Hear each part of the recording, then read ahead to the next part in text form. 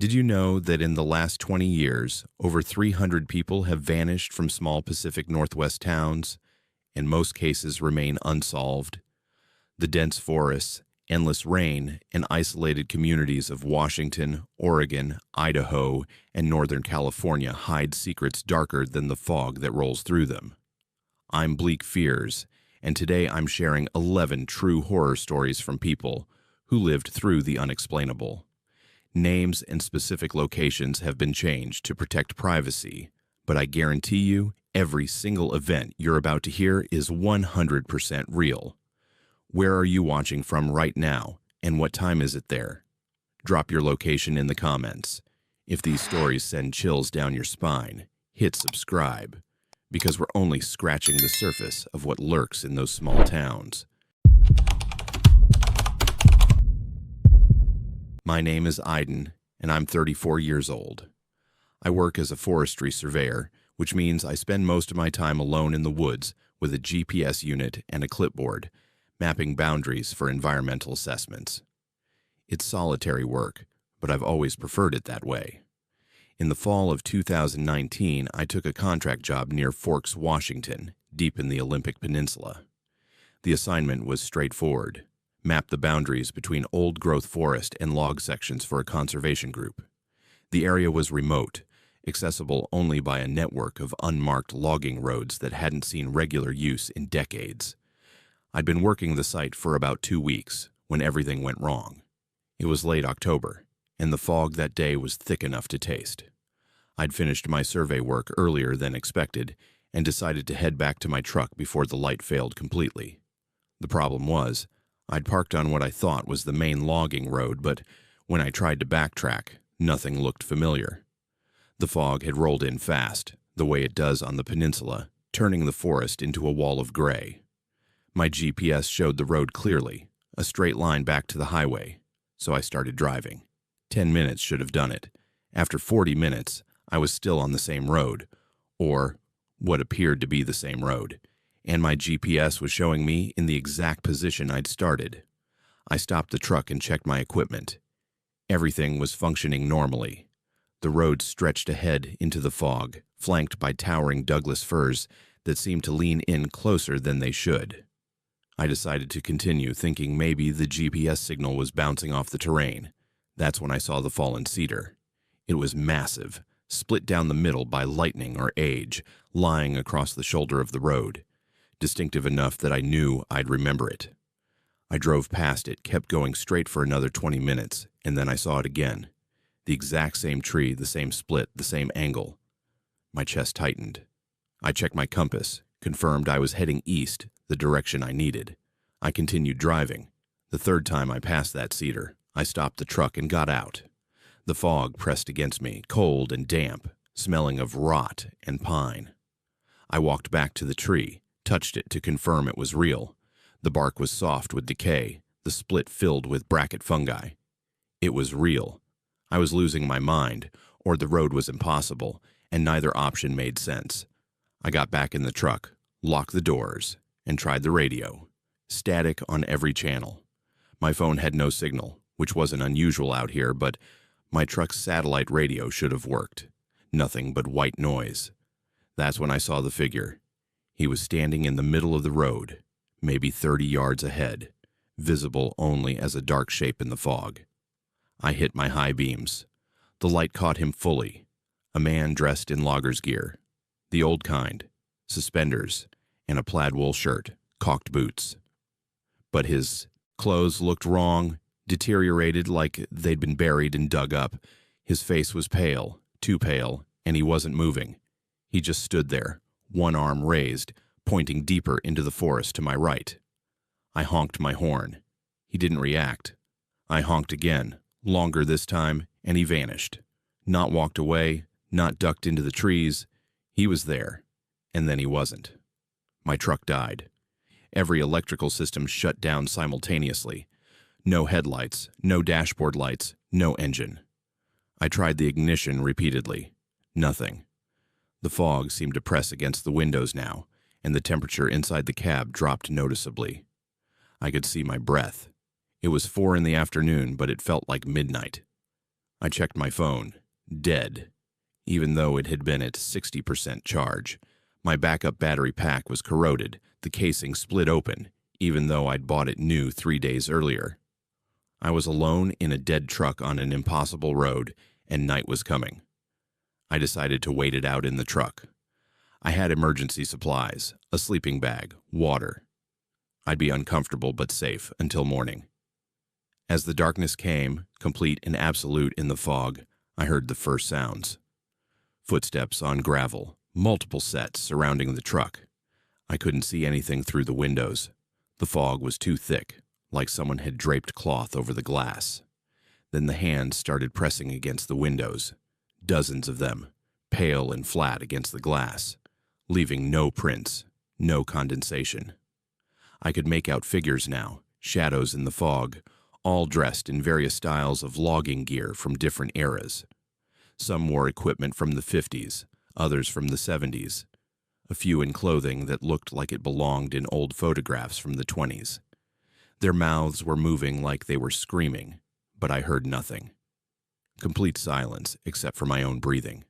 They surrounded the truck, pressed against every window, against the hood, the roof. I could feel the vehicle settling slightly under their weight, but when I looked directly at any one of them, they seemed to lose definition, becoming more shadow than solid. This continued for hours. I couldn't look away. Every time I closed my eyes, I felt the truck shift more dramatically, and when I opened them, the faces were closer to the glass, details becoming clearer, eyes that were too dark, skin that looked waterlogged and gray. I realized some of them were missing parts of themselves. One figure's jaw hung at an impossible angle. Another's skull was caved in on one side. I must have passed out eventually. When I opened my eyes, it was dawn, and I was somewhere completely different. My truck was parked in a gravel pullout I'd never seen before, surrounded by alder trees rather than fir. The engine was running. My phone was at 15% battery, showing dozens of missed calls and messages from my supervisor. The date was correct, but I was 15 miles from where I'd been, in the opposite direction, from the highway. My GPS showed I'd driven 347 miles overnight. The gas tank was nearly empty. I had less than a quarter tank remaining.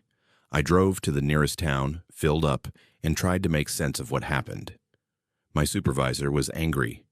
I'd missed 2 check-ins and hadn't responded to calls. I told him I'd gotten lost in the fog, which was true enough. Later, when I had cell service, I researched the area where I'd been working. I found articles about a logging operation in that region that shut down abruptly in 1987. 14 loggers had disappeared during a heavy fog event. Their bodies were never recovered. The logging company went bankrupt, and the roads were abandoned. According to the articles, locals avoided the area, claimed it was cursed, that the fog kept things. I never went back to finish that survey. My company terminated my contract, and I didn't fight it.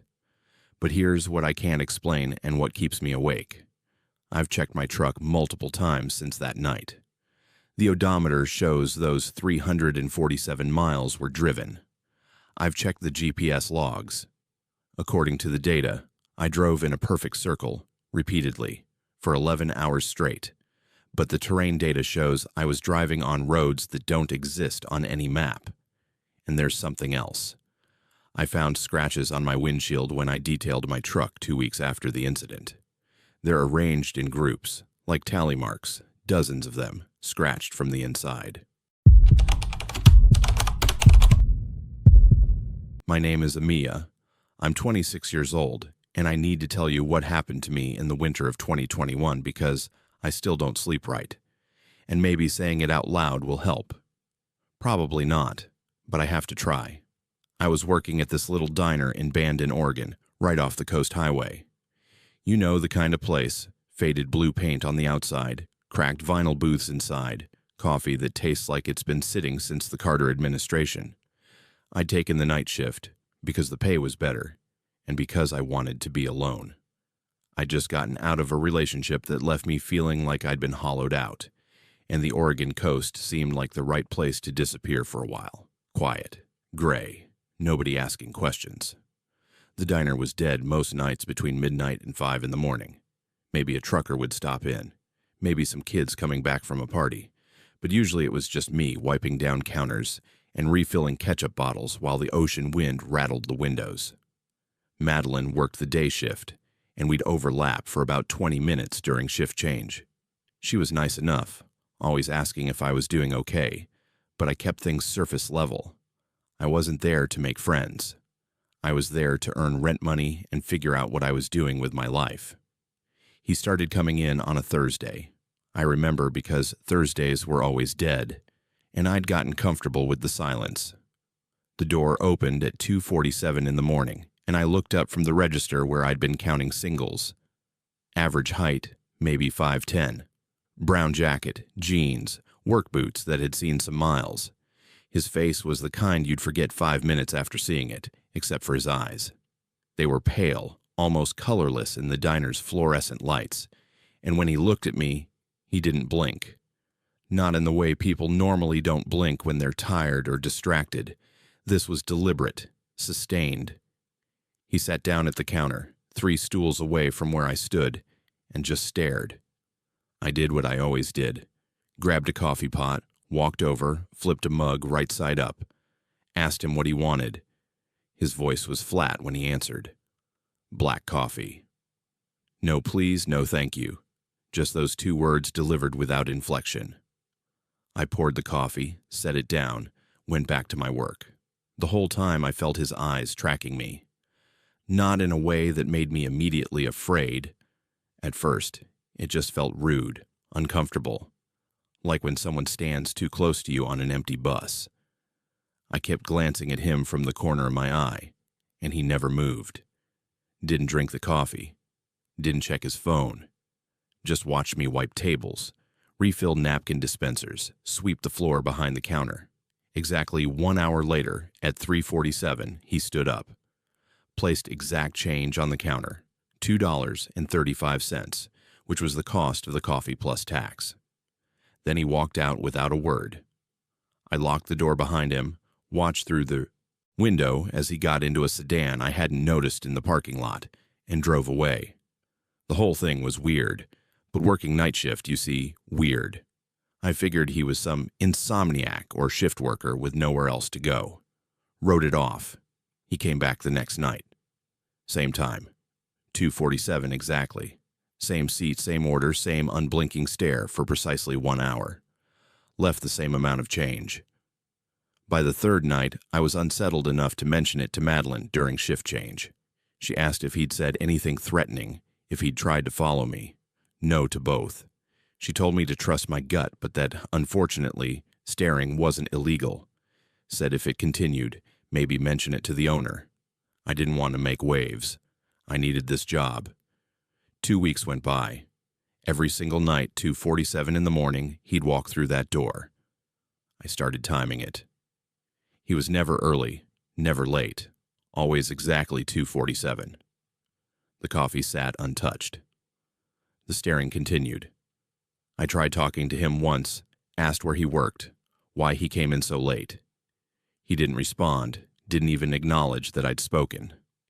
Just kept those pale eyes fixed on me while I moved around the diner. I started feeling sick during my shifts, this low-grade nausea that came from being observed so constantly. Started making mistakes, spilled coffee, dropped plates, couldn't remember orders from the few other customers who came in. Then one morning, I found the photograph. It was tucked under my windshield wiper blade, held in place with a small rock. A Polaroid. The image showed me through my apartment window, asleep in bed.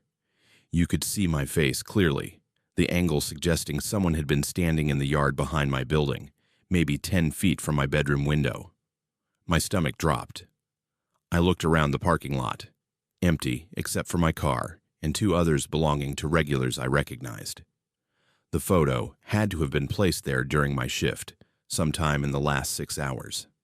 I drove home shaking, checked every lock twice, pulled my blinds shut so hard I bent the mechanism. The photographs kept appearing. Another under my wiper blade 3 days later, me grocery shopping. One slipped into my mailbox, me walking to my car after a shift. One on my doorstep, me visible through my living room window, sitting on the couch. Each one was a Polaroid, slightly faded like they'd been taken with an old camera. No note, no message, just the images. I went to the police, showed them the photos, told them about the man at the diner. They took a report, said they'd increase patrols in my area, but there wasn't much they could do without a clear threat or identification. Told me to keep documenting everything, to call immediately if he approached me directly. He stopped coming to the diner after that. Just didn't show up one night, and I felt this surge of relief so intense I almost cried. Thought maybe the police visit had scared him off, or maybe he'd just gotten bored. But the relief lasted exactly 4 days. That's when I came home and knew immediately someone had been inside my apartment. Nothing major. The deadbolt was still locked, no broken windows, but things were wrong. My bedroom closet door was open when I always kept it closed. The coffee mug I'd left in the sink was now in the dishwasher. A drawer in my dresser wasn't quite shut all the way. Small things. Things I could almost convince myself I'd done and forgotten. I called the police again. They came, looked around, found no signs of forced entry. One officer suggested maybe I was stressed, mixing up my routine. I wasn't mixing up anything. Someone had been in my home. I stayed with Madeline that night, slept on her couch, barely slept at all, really. The next day, I had a locksmith change all my locks and install additional deadbolts. Started keeping a chair wedged under my bedroom doorknob at night. But the feeling of violation didn't go away. Every time I came home, I'd stand in the doorway for 5 minutes listening, looking for signs that things had been moved. Then I found the camera. I'd been changing the battery in my smoke detector. It had started chirping, and when I pulled the detector down, I saw it. Tiny lens embedded in the plastic casing connected to a micro SD card. Professional setup, nearly invisible unless you knew what you were looking for. I dropped the smoke detector, felt my legs go weak. Someone had been watching me in my bedroom. For how long? Weeks. Months. I took it to the police immediately, refused to go back to my apartment. They sent a tech team, and they found the camera exactly where I'd said. No fingerprints. The SD card had been removed, probably recently, so there was no footage to analyze. The device itself was a common model, untraceable, purchased with cash from any electronics store. Madeline let me stay with her while the police investigated. I couldn't go back to that apartment. Couldn't even think about sleeping in that bedroom. I'd requested a leave of absence from the diner. Couldn't handle going back there either. For 3 days, I stayed on her couch, barely eating, compulsively checking that her doors were locked. On the third night, I woke up at 2:47 in the morning to my phone ringing. The caller ID showed my own number. My phone was calling itself. I answered before I could think better of it, and what I heard made my blood stop. It was my voice. A recording of me talking to my mother from 2 days earlier, a conversation we'd had in Madeline's kitchen. I'd been telling her I was fine, that I'd be moving back east soon, getting away from this situation. The recording played for maybe 30 seconds. Then the line went dead. I woke Madeline up, hysterical. We called the police. They traced the call. It had originated from inside my apartment. My locked, empty apartment that I hadn't been to in 3 days. Officers went to check it immediately. They found it empty, but they found something else. There was a crawl space above my bedroom closet, accessible through a panel in the ceiling I'd never noticed. Inside that crawl space, they found a sleeping bag, empty water bottles, protein bar wrappers, and a backpack. The backpack contained hundreds of photographs of me, not just Polaroids, printed photos, time-stamped, organized by date going back 7 months, since before I'd even moved to Bandon. There were pictures of me at my old apartment in California, pictures of me loading my car to move, pictures of me driving up the coast. This hadn't started when I noticed it. This had been going on for more than half a year. They never found him. No fingerprints in the crawl space, no DNA evidence they could use. The photos themselves yielded nothing, printed on standard photo paper from any drugstore. The camera equipment was gone. Whoever had been living in my ceiling had cleared out, probably the day I found the camera in the smoke detector, maybe even while I was at the police station. The investigation went nowhere. No suspects, no leads, no resolution, just this gaping hole in my sense of security that never closed. I moved back to Maryland 2 weeks later, broke my lease, abandoned most of my furniture, packed what I could fit in my car, and drove across the country in 3 days. I don't work night shifts anymore. Can't. And I can't sleep between 2 and 4 in the morning. Doesn't matter how tired I am, my body won't let me. I lie there, every nerve alert, convinced I hear breathing that isn't mine. I've had 3 different therapists try to help with the insomnia. Nothing works. 'Cause here's the thing they don't tell you about being stalked. It doesn't end when you get away. It lives in your head forever. Every unknown number that calls, every car that follows me for more than 2 turns, every shadow that seems wrong. I'm back in that diner, feeling those pale eyes watching me. I'm back in that apartment, knowing someone was in my walls, watching me sleep, learning everything about me. The police told me he's probably moved on, found someone else to fixate on. That's supposed to make me feel better, but it doesn't. Because somewhere, maybe in another small coastal town, another woman is working late nights, and he's walking through her door at 2:47 in the morning, and she doesn't know yet. She's still in that space where it's just uncomfortable, just weird, before it becomes the thing that ruins sleep forever. Have you ever felt like someone was watching you, only to realize later your instincts were right? What would you have done differently? My name is Jedediah, though most people just call me Jed. I'm 29 years old, and before the summer of 2018, I thought I understood loneliness. I'd spent plenty of time by myself, preferred it actually, which is why the fire lookout position seemed perfect. I was trying to write a novel, one of those projects you tell yourself you'll finish if you just had enough uninterrupted time, and the job posting promised exactly that. 6 months in a tower on Gifford-Pinchot National Forest in Washington, watching for smoke, radioing in weather observations twice daily, and otherwise left completely alone. The pay wasn't much, but room and board were included, and the isolation sounded like exactly what I needed. The tower itself sat at about 5,000 feet elevation, accessible only by a rough Forest Service road that took 2 hours to navigate in a 4-wheel drive. The structure was classic lookout design, small cabin perched on stilts, windows on all 4 sides providing 360 views of the surrounding wilderness. Inside was maybe 12 by 12 feet, a narrow bed, a propane stove, a desk, shelves for supplies, and the radio equipment. No electricity beyond solar panels that charged a battery bank. No running water beyond what I collected from rain or hauled up from a spring half a mile down the mountain. No internet, no cell service, no contact with another human being except for the scratchy voice of the ranger station coordinator during my twice daily check-ins. The first 2 weeks were exactly what I'd hoped for. I'd wake up with the sun, make coffee on the propane stove, spend the morning scanning the horizon with binoculars. Afternoons I'd write, getting more done on my novel than I had in the previous year. Evenings I'd read by lamplight, or sit on the catwalk watching the stars emerge. The silence was profound, broken only by wind in the pines and the occasional cry of a hawk.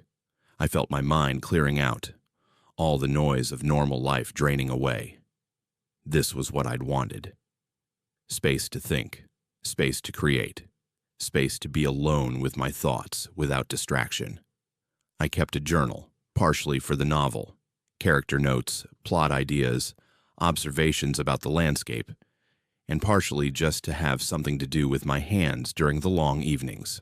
I wrote in it every night before bed, usually just a paragraph or 2 about what I'd done that day, what I'd seen, how the work was progressing. Nothing profound, just documentation. On June 21st, 3 weeks into my stay, I woke up and flipped back through my entries to check a date I'd referenced. That's when I noticed the handwriting looked different on the previous day's entry. Not dramatically different, but off somehow. The slant was wrong. The loops on my lowercase letters were larger than I usually made them. The pressure on the page was heavier. I stared at it for a long time, trying to remember writing it. And I could. I remembered sitting at the desk, writing, about the sunset I'd watched, the deer I'd seen near the spring, but the handwriting didn't look like mine. I told myself I was being paranoid, that handwriting varies depending on fatigue, lighting, a dozen other factors, but it bothered me enough that I paid closer attention that night when I wrote my entry. Watched my hand form each letter, noted my natural rhythm and style. The next morning, I compared them. They matched. The entry from 2 nights ago still looked wrong. I decided to let it go, focus on my work, but I couldn't quite shake the feeling that something was off. 4 days later, I found the note. It was tucked between pages in my journal, written on a torn piece of paper in that same slightly wrong version of my handwriting. It said, "Jedediah made coffee at 6:15 in the morning. Jedediah checked the weather instruments at 6:45. Jedediah is starting to notice." I read it 3 times, felt my pulse pick up. I was alone up here, completely alone. I'd written this myself, had to have, but I had absolutely no memory of doing so. The description was accurate. I had made coffee at 6:15, had checked the instruments at 6:45.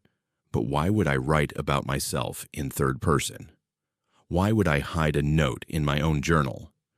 I started finding more of them over the next week.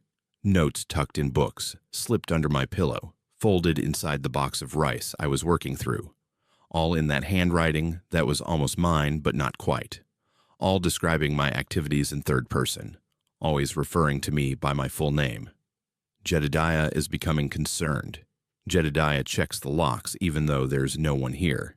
Jedediah doesn't sleep well anymore. That last one was true. I was barely sleeping, maybe 3 or 4 hours a night, and even then I'd wake up constantly, convinced I'd heard something moving in the tower. During my radio check-in on July 2nd, the coordinator asked about the supply requests I'd been making. Said I'd called in 3 times in the past week asking for specific items, batteries, toilet paper, canned soup. I told her I hadn't made any requests, that I still had plenty of supplies. There was a pause on the other end. Then she asked if I was feeling all right. Said my voice had sounded different on those calls, flatter somehow, and the requests had been unusual because I'd been very specific about brands and quantities.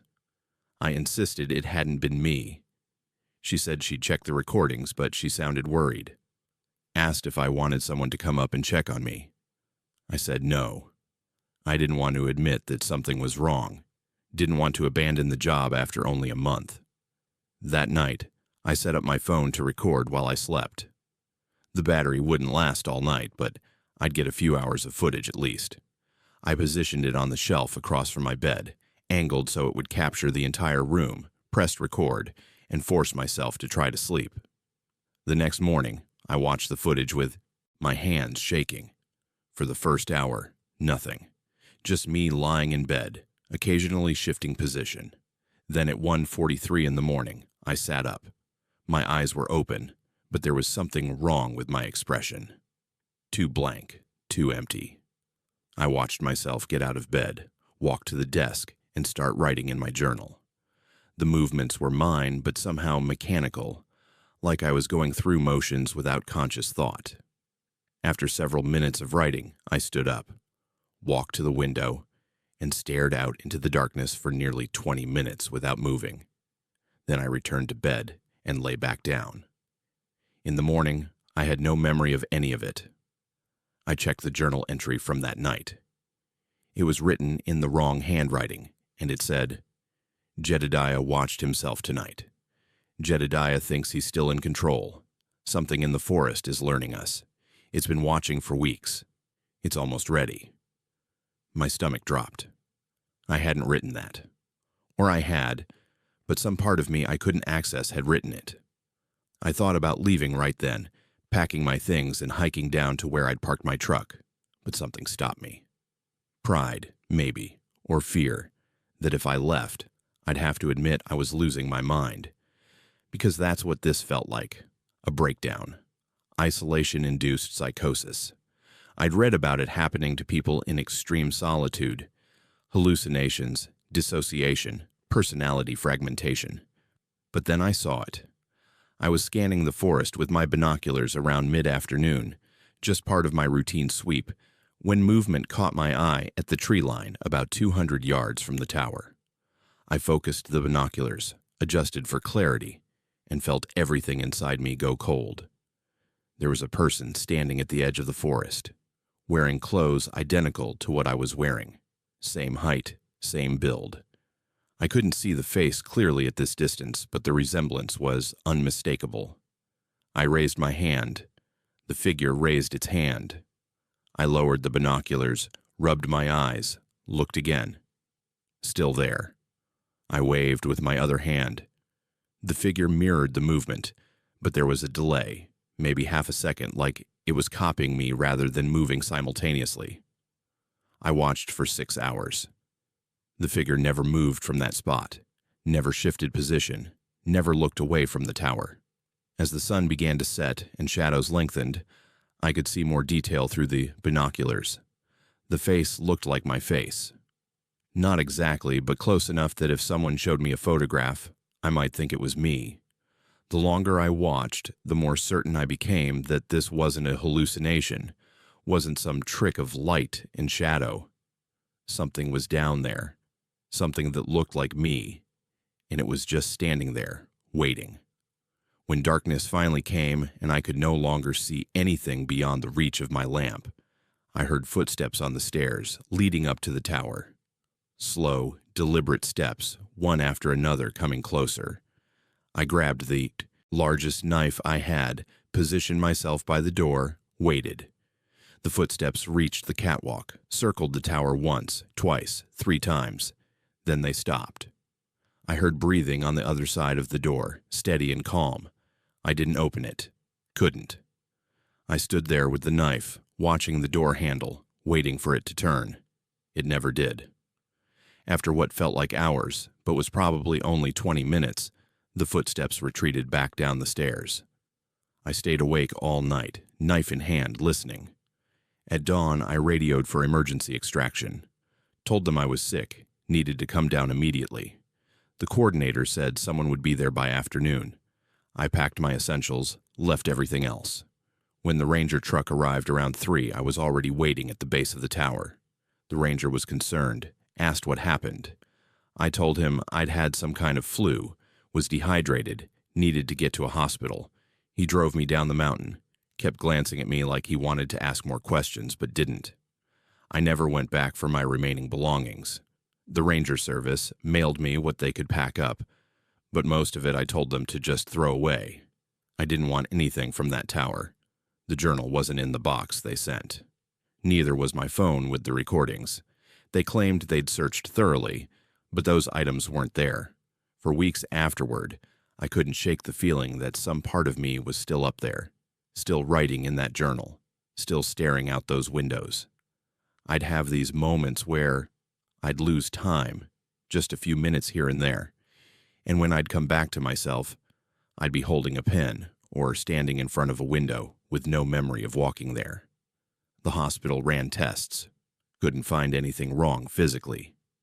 The psychiatrist I saw diagnosed me with a dissociative disorder brought on by extreme isolation, prescribed medication, recommended therapy. The medication helps mostly. I don't lose time as often. But sometimes, late at night, I catch myself speaking in third person without realizing it, describing my own actions like I'm narrating someone else's life. And there's this feeling, constant and unshakable, that I'm not completely alone inside my own head anymore. Like something came back down that mountain with me. Something that learned how to be me by watching. And now it's here, sharing this space, waiting for moments when my guard is down to take control. I found a photo on my phone last week that I don't remember taking. It's a selfie, but my expression is wrong. Too flat. Too empty. And in the background, barely visible, there's a window. Through that window, you can see trees. Pine trees. The angle and lighting suggest it was taken at elevation. But I haven't been anywhere near a forest since I left that tower. I've been living in the city, surrounded by concrete and crowds, trying to drown out the silence with noise. So how did that photo get on my phone? And why, when I look at it, do I feel like the person in the image isn't quite me, even though it's definitely my face? Have you ever felt like you were watching yourself from outside your own body, like you were a stranger in your own life? What do you think was really happening in that tower? My name is Emery, and I'm 31 years old. I work as a graphic designer, mostly remote contracts for small businesses that need logos or website layouts. The beauty of my job is I can do it from anywhere with decent internet, which is how I ended up in rural Idaho in the first place. I'd been living in Seattle, paying way too much for a studio apartment that barely fit my desk and bed, and I was exhausted. The city felt like it was draining me dry, so when I saw rental listings for houses in small Idaho towns going for a third of what I was paying, I jumped at it. Found a place online, signed a lease without ever visiting, packed up my life, and drove east in February of 2020. The town was small, maybe 1,500 people, the kind of place where the grocery store closed at 7, and everyone knew everyone else's business within a day of it happening. I'm not going to say the exact name because what happened there still makes my skin crawl, and I don't want to draw attention back to it or to myself. The house I rented was perfect for my needs. 2 bedrooms, one I converted into an office, decent internet, cheap rent. The landlord was friendly enough, didn't ask too many questions, and I settled in quickly. For the first few months, it was exactly what I'd wanted. Quiet, affordable, space to breathe and focus on work, without the constant noise of the city. I'm not big on social media, but I do keep a Facebook account for professional networking and staying in touch with families scattered across the country. In late September, I got a notification that I'd been added to a private group. The name was just the town's name followed by a dash, and then what really happened. I clicked on it, curious, and found myself looking at a group with over 200 members. The description was vague, something about discussing local history and unsolved mysteries. I scrolled through recent posts and immediately felt uneasy. People were sharing theories about disappearances, posting old newspaper clippings, discussing cases I'd never heard about. The tone was obsessive, almost frantic in places.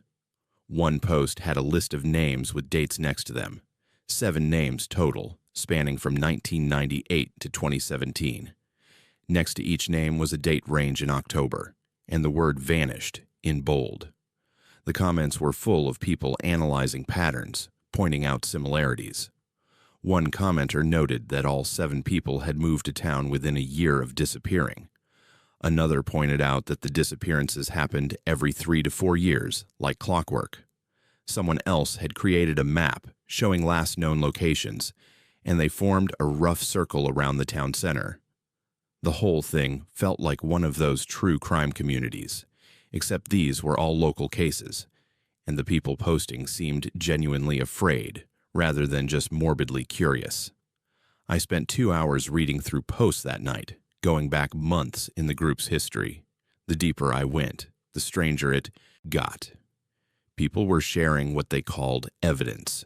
Photos of symbols carved into trees, screenshots of weird text messages, recordings of strange sounds.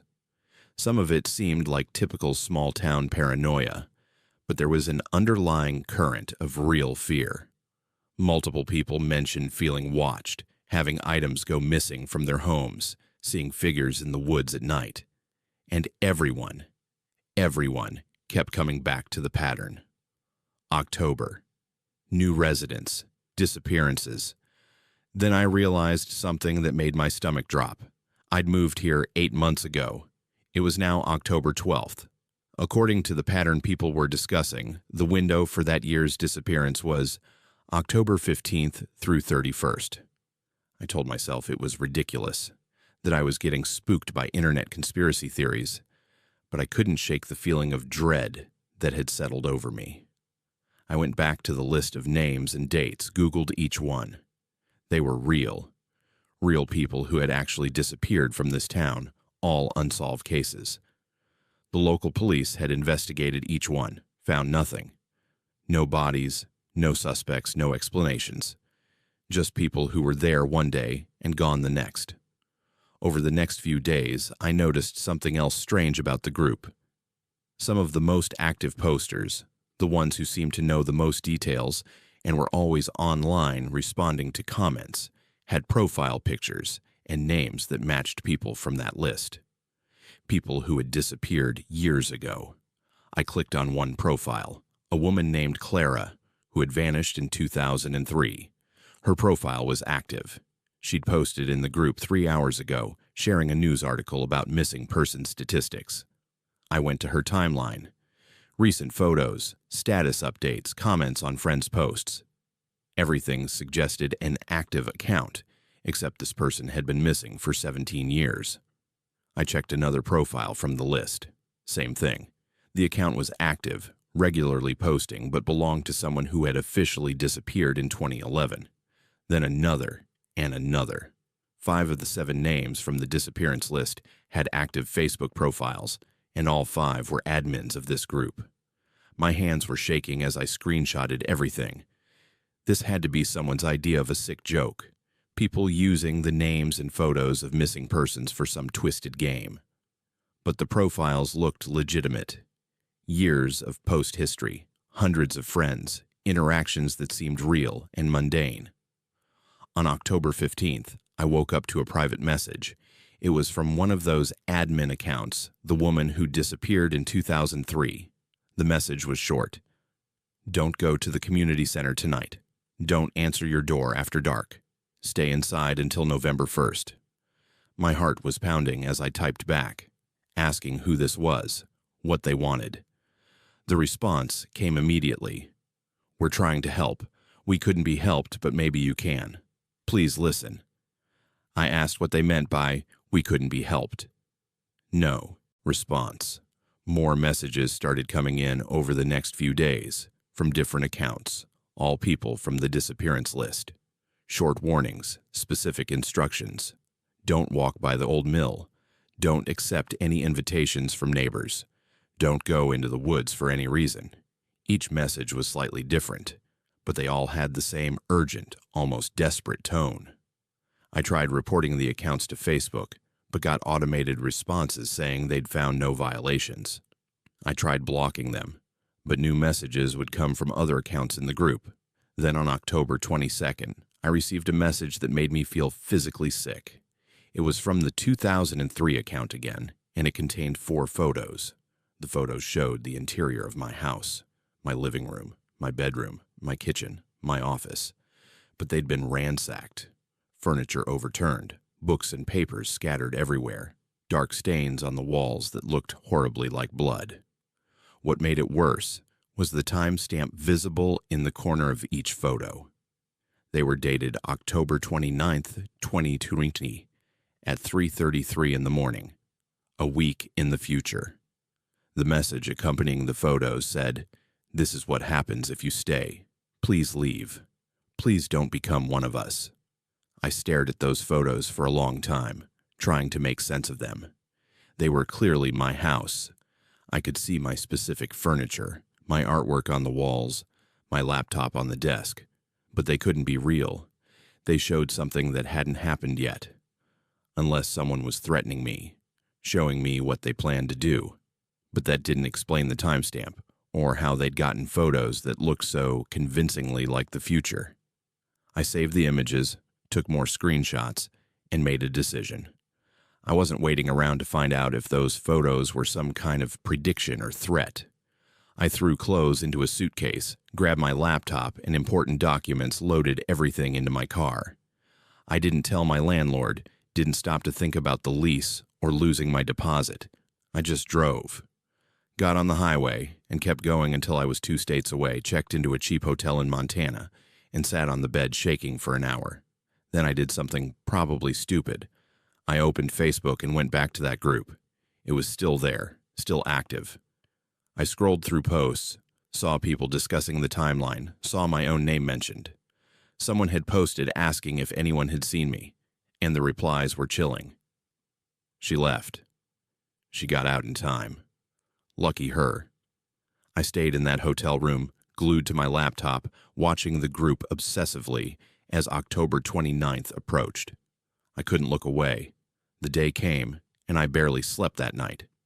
At 3:33 in the morning, Mountain Time, which would be 3:33 in the morning Idaho time, where my house was, I was wide awake, watching my phone.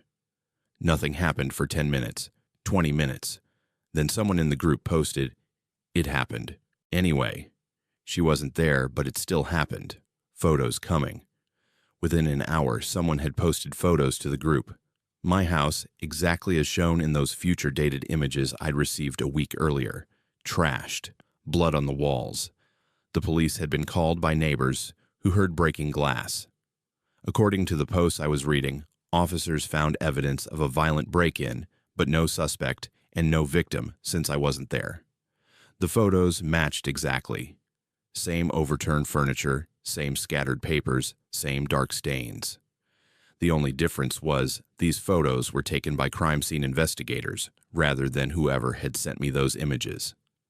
I tried to access the group the next day to see if there were updates. It said I was no longer a member. I searched for it. Couldn't find it. Searched for the specific name. Nothing came up. I looked for those admin profiles, the ones belonging to disappeared people.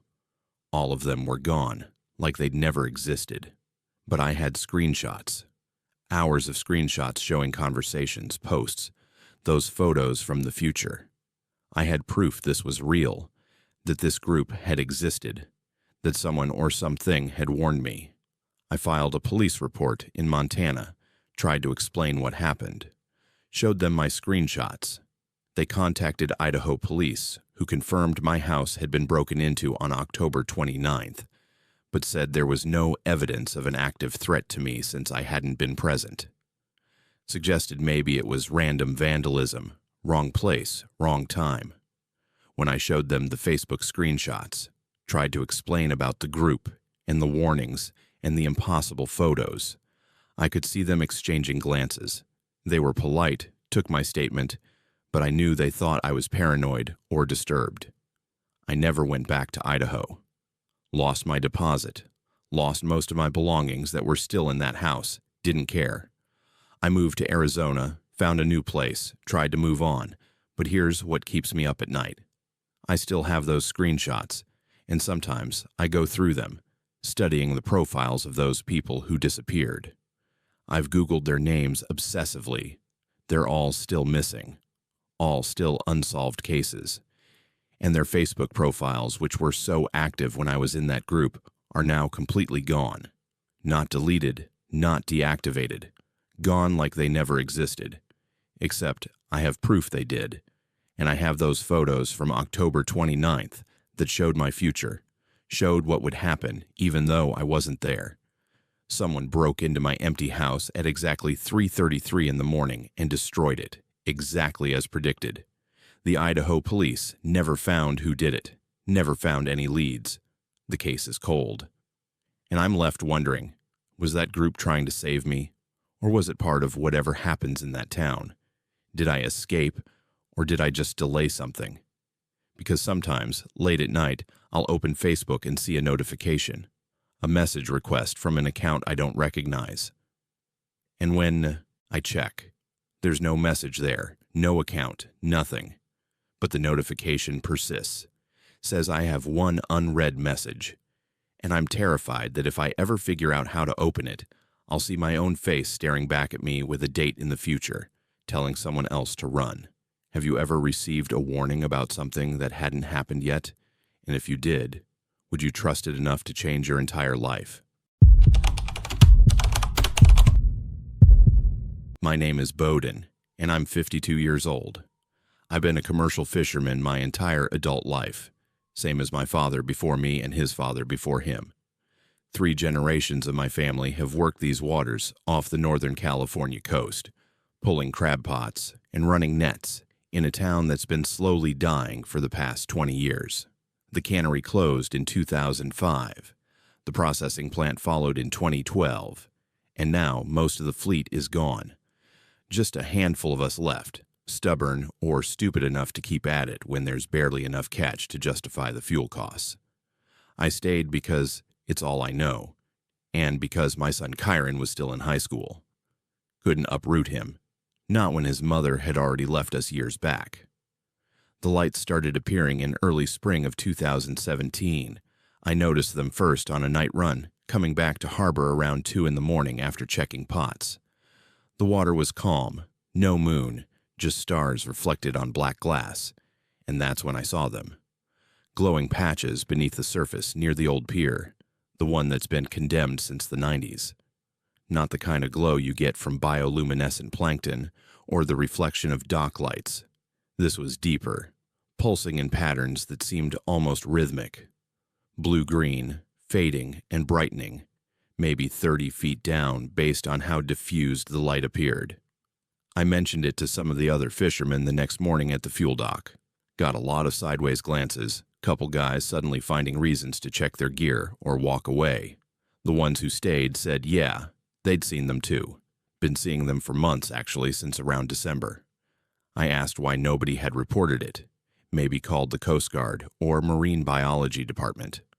One of the older guys, must have been pushing 70, just shook his head and said some things are better left alone. Said he remembered lights like that back in the 70s, right before some boats went missing. Then he walked off, wouldn't say anything more. That should have been my warning, but I've never been great at taking hints. Over the next few weeks, I started paying more attention to what I was pulling up in my nets. The catches were getting strange, fish with growths that didn't look natural, extra fins, or eyes in wrong places, species that had no business being in these waters, tropical stuff, deep sea stuff that shouldn't be anywhere near the coast. And sometimes the fish would be arranged in my nets in ways that seemed deliberate, laid out in patterns like someone had organized them. I'd pull up a net and find 20 rockfish all positioned in a circle, heads pointing inward. Pull up another, and the catch would be sorted by size, smallest to largest in a perfect line. My son Kyron was 16 at the time, doing that teenage thing where he barely talked to me and spent most of his time in his room on his computer. Normal enough, and I was working such long hours I didn't pay it much attention. Then one night in late April, I came home around midnight from an evening run and found his bed empty. Checked the house, checked the yard, finally found him down at the beach, just standing there at the water's edge in his pajamas and bare feet, staring out at the ocean. The water was up to his ankles, had to be freezing, but he wasn't shivering. Wasn't moving at all, really. Just standing there, like a statue. I called his name. Had to yell it 3 times before he seemed to hear me. When he finally turned around, his eyes looked wrong. Not the color, but the way he was focusing, like he was looking through me instead of at me. I grabbed his arm, pulled him back up the beach, and he came without resistance. Didn't say a word the whole walk back to the house. When I got him inside and asked what he'd been doing, he didn't remember leaving his room. Swore he'd been asleep, had no idea how he ended up on the beach. I figured maybe he was sleepwalking, something he'd done occasionally as a kid, but hadn't done in years. It happened again 3 nights later. Then again. Then it started happening every night. I'd wake up around 1 or 2 in the morning with this feeling I needed to check on him, and every time his bed would be empty and I'd find him at the water's edge. Always the same position, always staring at the same section of ocean, right where those lights pulsed beneath the waves near the old pier. The 4th time I brought him back, I asked if he'd been having dreams about the ocean. He looked at me with those unfocused eyes and said, "They're calling us. Don't you hear them?" I started asking around town more directly, pushing past the usual small-town reluctance to discuss uncomfortable things. Found out I wasn't the only one dealing with strange behavior. At least a dozen other people had family members who'd started sleepwalking to the beach. Always at night. always to the same general area near that pier. A woman at the grocery store told me her husband had been spending hours just staring at the water from their back deck. Wouldn't respond when she talked to him. A guy I'd known since elementary school mentioned his daughter had stopped going to school, just sat by her window, watching the ocean all day. The old fisherman, who'd warned me that first time, finally agreed to talk to me properly. We sat in his garage with the door closed, and he told me about 1974. Said the lights had appeared that year too. Same location, same pulsing pattern. People started acting strange within weeks. Sleepwalking, standing in the water, losing time. Then in October of that year, 3 fishing boats went out and never came back. Coast Guard searched for days, found nothing. No wreckage, no bodies, no emergency beacons. Just gone. He said the lights disappeared after that, didn't come back for over 40 years. Until now. I asked him what he thought they were. He said he didn't know and didn't want to know, but his grandfather had told him stories about something old that lived in the trench offshore, something that sometimes reached up toward the shallows when it was hungry, or curious, or whatever it did. Said the local tribes had legends about it too, about lights that steal minds and pull people into the deep. I asked why the hell anyone still lived here if they believed that. He just looked at me like I was stupid and said, "Where else would we go? This is home." The turning point came on a foggy night in June. I couldn't sleep, kept thinking about Chiron and those lights and the wrongness of everything that had been happening. Around 1 in the morning, I got up and drove down to the harbor, parked near the beach access point. The fog was thick, visibility maybe 20 feet, and everything was dead silent except for the waves. That's when I saw them. People walking down to the beach, maybe 30 or 40 of them, moving through the fog like they were in a trance. I recognized some of them, neighbors, store clerks, kids from Chiron's school. They walked into the surf without hesitation, kept walking until the water was up to their chests, and then they stopped. All of them. Just stood there, in the freezing water, perfectly still, all facing the same direction toward the old pier. I got out of my truck, ran toward the water, and that's when I saw Chiron. He was among them, water up to his shoulders, his face blank and pale in the ambient light from the street lamps filtering through the fog. I yelled his name, started into the water after him. The cold hit me like a hammer, but I pushed forward. Then they all turned. Every single person in the water, 30-some people, turned in perfect unison to face me. Their eyes reflected the underwater lights that were pulsing brighter now, that blue-green glow making their faces look alien and wrong. And I could see it in their eyes, that glow, like the light was inside them somehow. I grabbed Chiron, physically yanked him away from the others.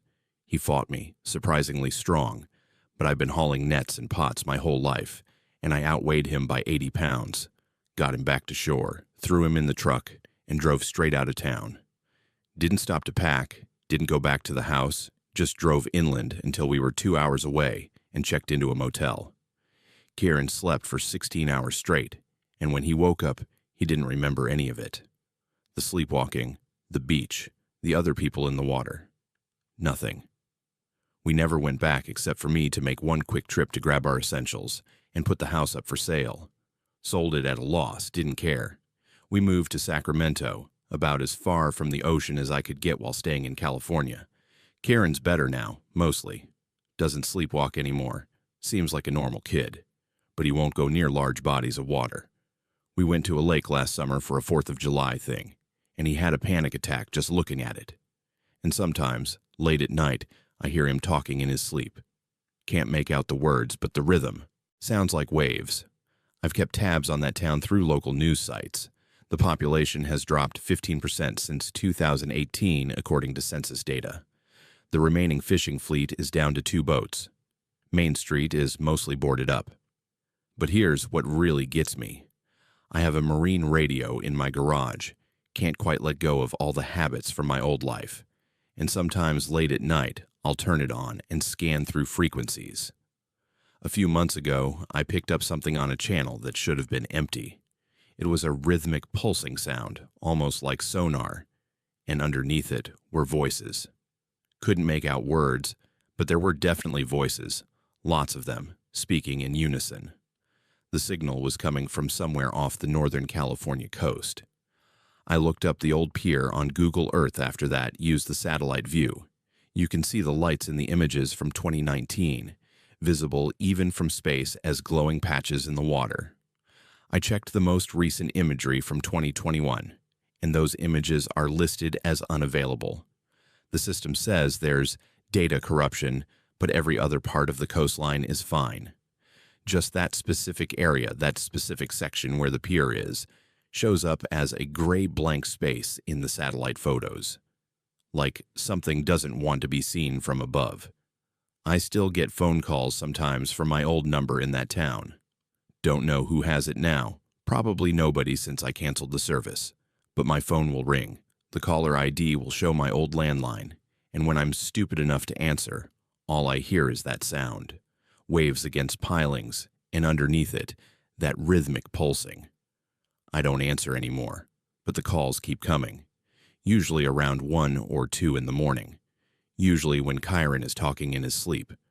Last week, I found something that made me want to write all this down, get it out there even though nobody will probably believe it.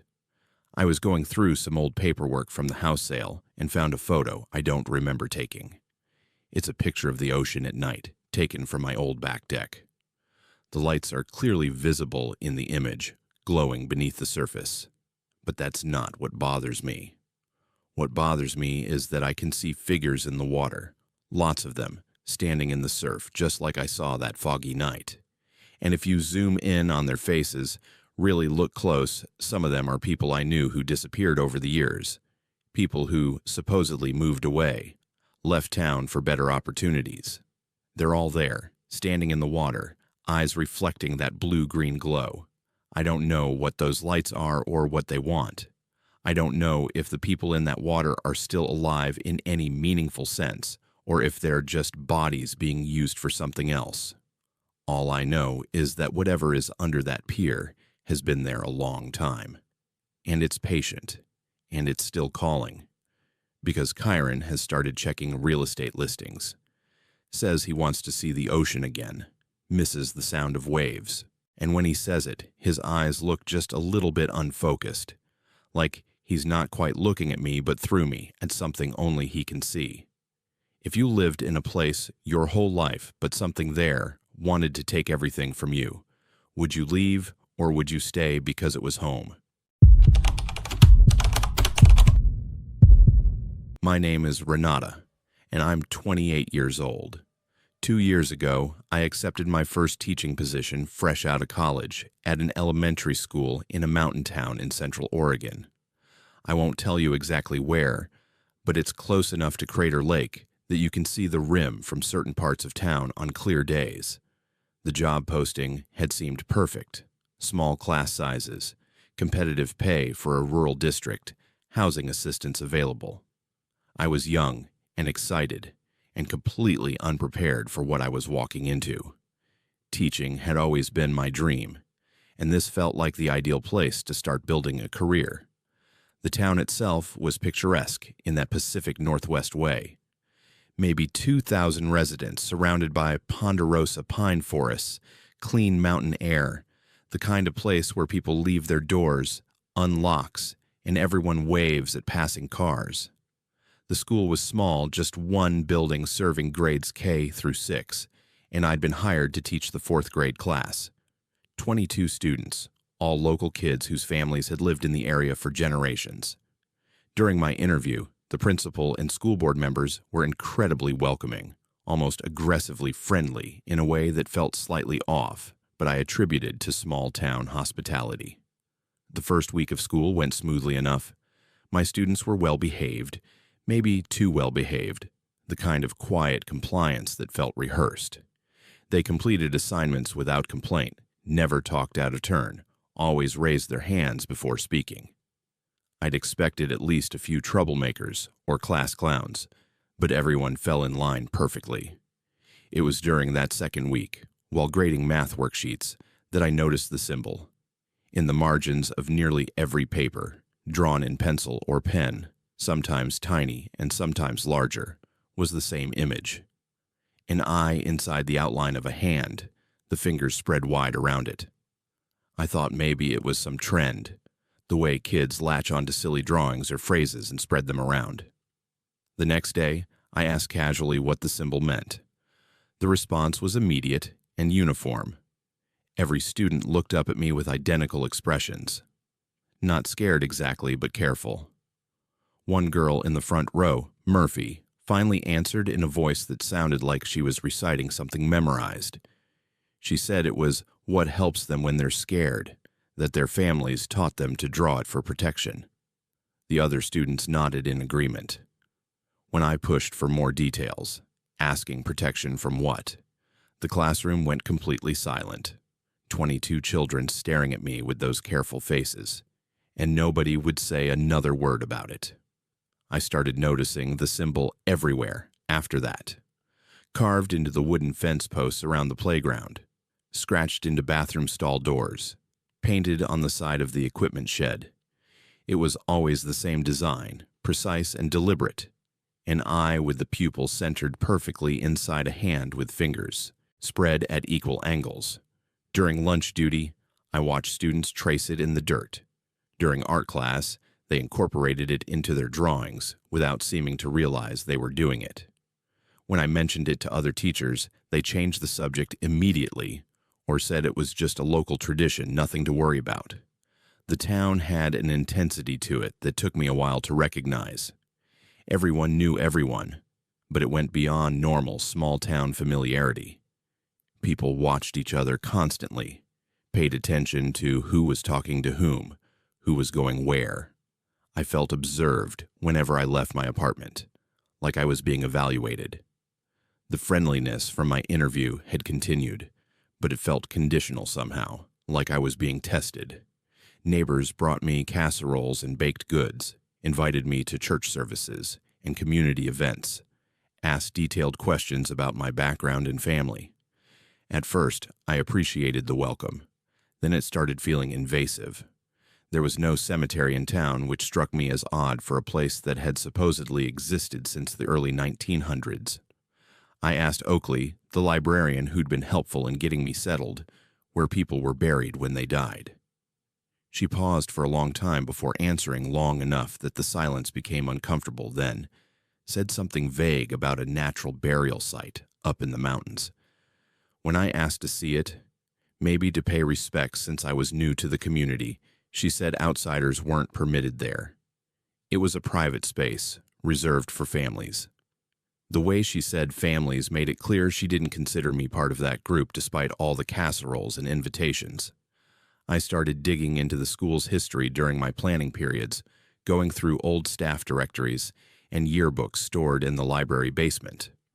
The pattern was impossible to miss once I saw it. Teachers rarely stayed more than 2 years. Some left after just 1. The turnover rate was abnormal, especially for a rural district where jobs were supposedly stable. I found a newspaper article from 1994, yellowed and filed away in a random box, about the entire teaching staff quitting mid-year. The headline called it a mass resignation over fundamental disagreements about curriculum and community values. Another article from 2003 described a similar incident. Then, 2011. The pattern repeated roughly every 8 to 9 years. I tried asking the principal about it, framing it as curiosity about the school's history. He gave me a smile that didn't reach his eyes and said teaching in a close-knit community wasn't for everyone, that some people couldn't adapt to the local way of doing things. When I asked what the local way meant specifically, he said, I'd understand in time if I was meant to be part of the community long-term. The phrasing bothered me. If I was meant to be, like my continued presence was something that would be decided by others rather than by me. The mandatory community potluck in early May was presented as a welcome event for new residents. There were 3 of us, myself, a young couple who'd bought the hardware store, and a retired man who'd moved into a cabin outside town. The invitation came through the school, hand-delivered by the principal, and while it was phrased as optional, The expectation that I'd attend was clear. The event was being held at one of the older homes near the center of town, a large craftsman-style house that belonged to one of the founding families. I arrived at 7 with a pasta salad I'd made, already feeling uneasy for reasons I couldn't articulate. The house was full of people, maybe 60 or 70 residents, all mingling and chatting in that performatively cheerful way that it started to feel sinister. The other new residents were there, looking as uncomfortable as I felt. The couple kept close together, speaking to people in strained, polite tones. The retired man stood by himself near the food table, barely touching his plate. I tried to circulate, make conversation, but every interaction felt like I was being interviewed rather than getting to know neighbors. The meal itself was strange. Everyone had brought food, covered dishes, arranged on a long table, but people weren't eating much. They picked at their plates, moved food around, but I rarely saw anyone actually take bites. I ate a little of my own pasta salad and some bread, mostly just to have something to do with my hands. The conversation around me stayed surface level. Weather, local events, nothing substantial. Then, at exactly 8:15, a church bell in the distance rang 3 times. The room went quiet instantly. Every conversation stopped mid-sentence. The host, an older man I'd seen at school board meetings, stood up and cleared his throat. He thanked everyone for coming, thanked the new residents for joining the community, and then said it was time for this year's blessing. The way he said blessing made my skin crawl. People started moving, rearranging themselves, and I realized with growing horror that they were forming a circle around us, 3 newcomers. The couple grabbed each other's hands. The retired man had gone pale. I started looking for exits and noticed that someone had moved to stand in front of the door to the hallway that led to the front entrance. The host continued talking about tradition, about community bonds, about the importance of belonging. He said the town had existed for over a century because people understood sacrifice and shared purpose. Said outsiders could become insiders through the blessing, through accepting their role in the community's continuation. The circle tightened. People were shoulder to shoulder now, blocking any clear path to a door. I could feel my heart hammering, that primal panic response when you realize you're trapped, and you don't know why yet, but your body knows something is very wrong. I looked at the windows. One behind me led to the side yard. Could see through the glass that other cars had been moved, deliberately parked to block mine in. This was planned. Whatever was about to happen, they'd prepared for the possibility that we'd try to leave. The host was still talking, something about choosing who would receive the honor first, and people were nodding along like this was all perfectly normal. I glanced at Murphy, my student, standing with her parents across the circle. Her face was blank, expressionless, and she was wearing a necklace with that symbol, the eye in the hand, hanging from it. I didn't wait to hear more. I turned and bolted for the window behind me, shouldered past an older woman who tried to grab my arm, and slammed into the window with everything I had. The old glass shattered, and I felt cuts opening on my arms and face as I crashed through onto the lawn outside. Heard shouting behind me, people yelling, but I was already running. My car was blocked, but I didn't need it. I ran toward the trees at the edge of the property, into the darkness of the forest, branches whipping my face and roots catching my feet. I ran for what felt like hours, but was probably 20 minutes, until I hit the main highway. Flagged down a truck, convinced the driver I needed help, got a ride to the next town over. Called the county sheriff from there, tried to explain what happened. They sent deputies to investigate, but everyone at the house said I'd become erratic and paranoid, had smashed through a window unprovoked, said they were concerned for my mental health. The couple and the retired man both told deputies everything was fine, that I'd misunderstood a harmless traditional ceremony. They chose to stay, or said they did. I never went back for my belongings. The school board terminated my contract for abandonment of position, and I lost my teaching license for 2 years over it.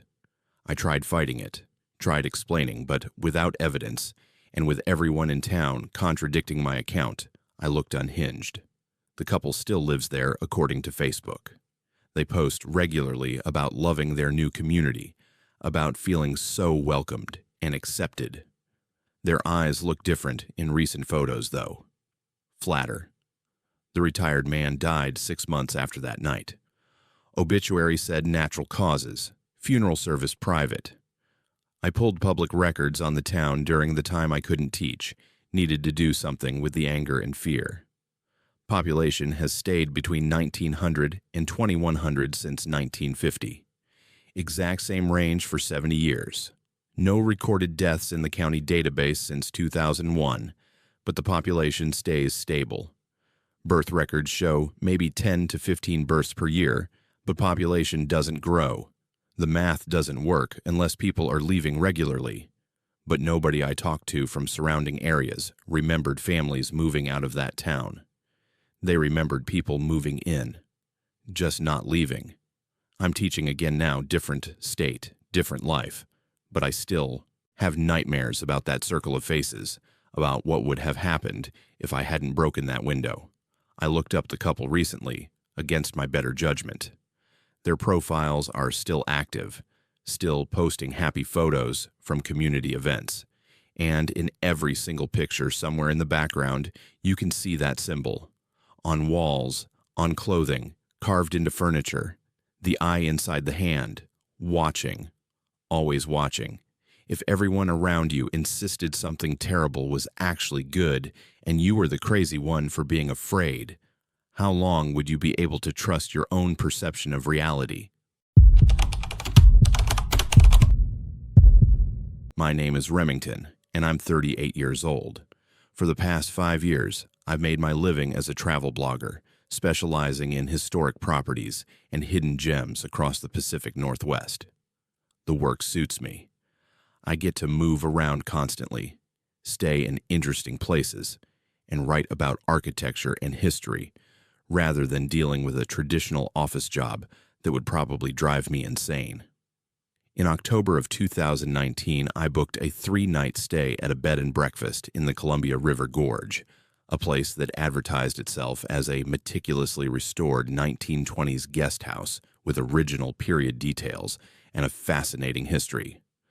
The owner had reached out directly, offering a complimentary stay in exchange for an honest review on my blog, and the photos looked stunning enough that I agreed immediately. The guest house sat on a hill overlooking the Columbia River, surrounded by old growth trees that were just starting to turn colors. The building itself was gorgeous.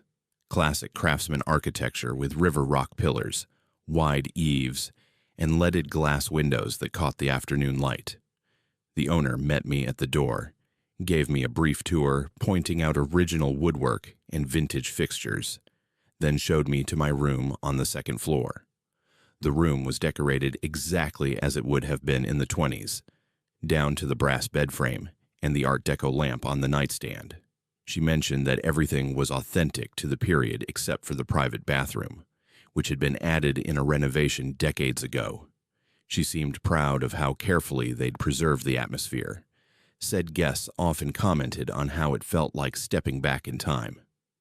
I spent the first day exploring the house and grounds, taking photographs for my blog, making notes about architectural details. The place really was remarkable. They'd gone to extraordinary lengths to maintain historical accuracy. Even the wallpaper in the hallways appeared to be original, carefully preserved behind protective varnish. That evening, I had dinner in the small dining room with 2 other guests, a retired couple from Portland who were celebrating their anniversary. We made polite conversation about the beauty of the gorge, the excellent food, the charm of the house. After dinner, I went back to my room, wrote some preliminary notes, and went to bed around 11 feeling pleasantly tired. I woke up at exactly 3 in the morning. Not gradually, but all at once, with that jarring awareness that something was different. The room looked wrong. The Art Deco lamp was gone, replaced by an oil lamp that was burning low. The wallpaper pattern had changed. Instead of the cream and gold design I'd seen earlier, it was now a deep burgundy with ornate floral patterns. The furniture was different too. The dresser that had been against one wall was now across the room, and there was a vanity where the chair had been. I sat up, heart racing, trying to make sense of what I was seeing. The brass bed was the same, but the quilt covering me wasn't the reproduction I'd laid down under. It was heavier, older, with a musty smell that suggested actual age rather than careful restoration. I got out of bed, my hands shaking, and walked to the window. The view was similar but not identical. The landscaping was different, less mature, and I could hear music coming from downstairs. Jazz, the kind recorded on scratchy vinyl, and beneath it the sound of voices and laughter. A party. I checked my phone for the time, but the screen wouldn't turn on. I tried the light switch by the door. Nothing happened. Because there wouldn't be a light switch, would there? Not in 1928. And that's what this was somehow. I was looking at this room as it had existed over 90 years ago. I opened the door carefully, stepped into the hallway. Everything was changed. The wallpaper, the fixtures, the photographs on the walls, all different. The electric sconces I'd seen earlier were now gas lamps, burning with a soft glow that barely pushed back the shadows. The sounds from downstairs were louder here. Music, conversation, the clink of glasses. I walked to the staircase and looked down into the entry hall. People in period clothing were moving around, dressed in the fashion of the 20s. Women in drop-waist dresses and long strands of pearls. Men in suits with high-waisted trousers and slicked-back hair. They were talking, drinking from crystal glasses, laughing at jokes I couldn't hear clearly from where I stood. I went back to my room and tried to calm down, tried to think rationally. This had to be a dream, some kind of vivid nightmare brought on by spending the day immersed in the house's history. I pinched my arm hard enough to leave marks. Didn't wake up. I could smell the oil lamp burning, could feel the texture of the old wallpaper under my fingers when I touched the wall. Everything felt absolutely real. I sat on the bed and waited, telling myself it would pass, that I'd blink and things would return to normal. After what felt like 15 minutes, I checked the small clock on the nightstand, an actual wind-up clock that hadn't been there before. It was 3:17 in the morning. Then, as suddenly as it had changed, everything shifted back. The wallpaper returned to cream and gold. The oil lamp became the Art Deco fixture. The sounds from downstairs cut off like someone had flipped a switch. I grabbed my phone. It was 3:18, and the screen worked normally. I spent the rest of the night awake, lights on, trying to convince myself I'd experienced some kind of hallucination. Sleep deprivation, maybe, or something I'd eaten at dinner disagreeing with me. But I knew what I'd seen, what I'd felt. It had been real. The next morning, I asked the owner about the house's history, trying to keep my questions casual. She told me the property had been built in 1925 as a private residence, then converted to a guest house in 1927. It had operated successfully for about a year before closing abruptly in late 1928. She hesitated before telling me why, then said there had been a tragedy. On October 13th, 1928, the owner had killed his wife and 3 guests before taking his own life. A murder-suicide motivated by jealousy. He'd believed his wife was having an affair with one of the guests. The house had sat empty for decades afterward, considered cursed by locals, before being purchased and renovated in the 70s. I felt cold listening to her describe it. October 13th, 1928. That would have been the night I'd slipped back to, the party I'd heard. I asked what time the murders had occurred. She said around 3 in the morning, based on police reports from the investigation. Everyone had been celebrating, drinking, enjoying themselves, and then the owner had come downstairs with a revolver and started shooting. 4 people dead, several others wounded who managed to escape. The house had been a crime scene. Bloodstains that had taken weeks to clean. A reputation that had never fully recovered. That night, I tried to stay awake, terrified of what might happen if I fell asleep. But exhaustion won eventually, and I woke again at 3. The room had changed, exactly as before. Same wallpaper, same furniture arrangement, same oil lamp burning. but this time felt different. More solid somehow, more present. I could smell cigarette smoke, could hear the music more clearly. I stepped into the hallway, and the sounds were overwhelming. The party was in full swing, directly below me. I walked down the stairs, compelled by something I couldn't name, and reached the entry hall. People were everywhere, and this time they didn't ignore me.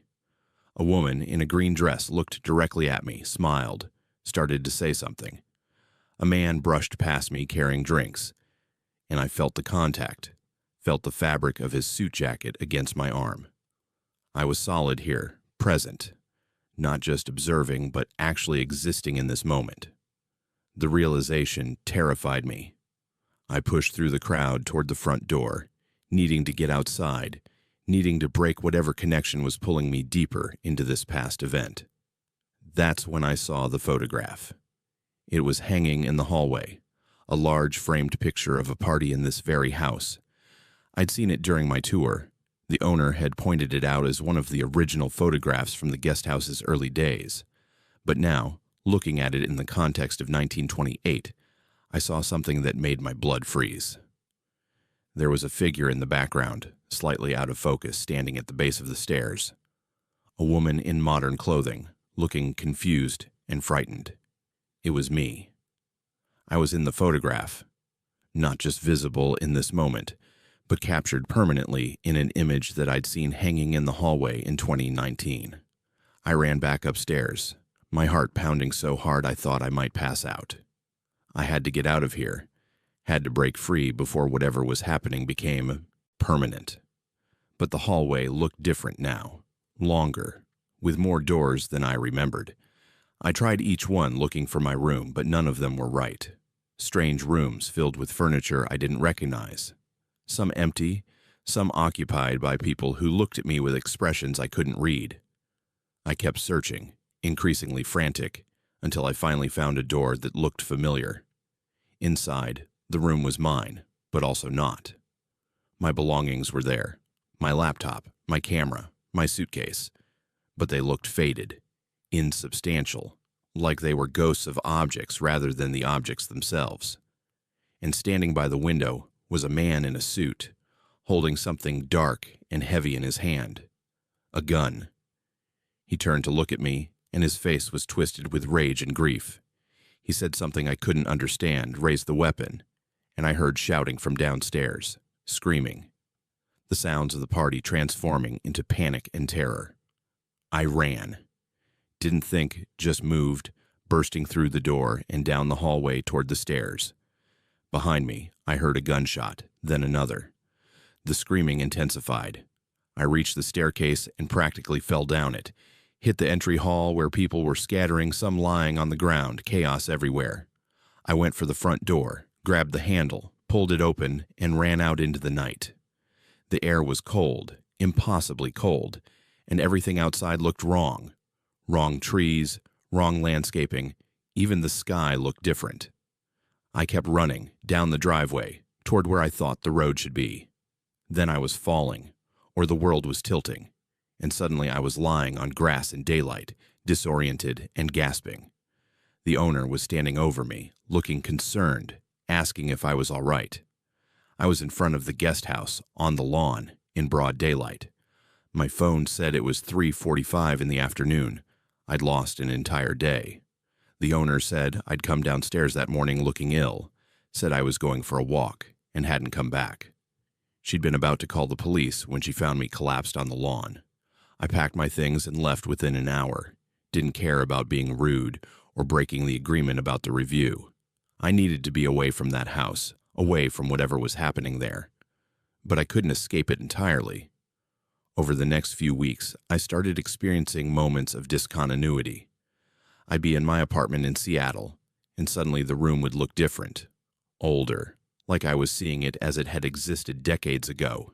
These episodes lasted only seconds at first, then minutes, then longer. I researched the guest house obsessively, looking for answers.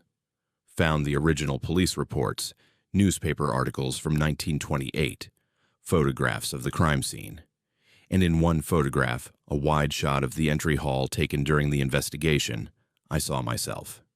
standing in the background, partially visible behind a doorway, wearing the clothes I'd had on that night. I was there, in that moment, captured in a crime scene photo from 91 years before I was born. The episodes are getting longer. Last week I woke up in my apartment and it was 1987. I could tell from the calendar on the wall, from the style of everything around me. I was there for 2 hours before shifting back, and I'm aging. Friends have commented on it, asked if I'm sick. My hair is graying faster than it should. My face looks years older than it did 6 months ago. Sometimes I look in the mirror and see myself as I'll be at 50, at 60. All those years compressed into moments. I've tried going back to the guest house, thinking maybe I could find a way to reverse whatever happened, but the owner won't let me on the property. Says I'm not welcome, that I disturbed something during my stay, and she's had problems ever since.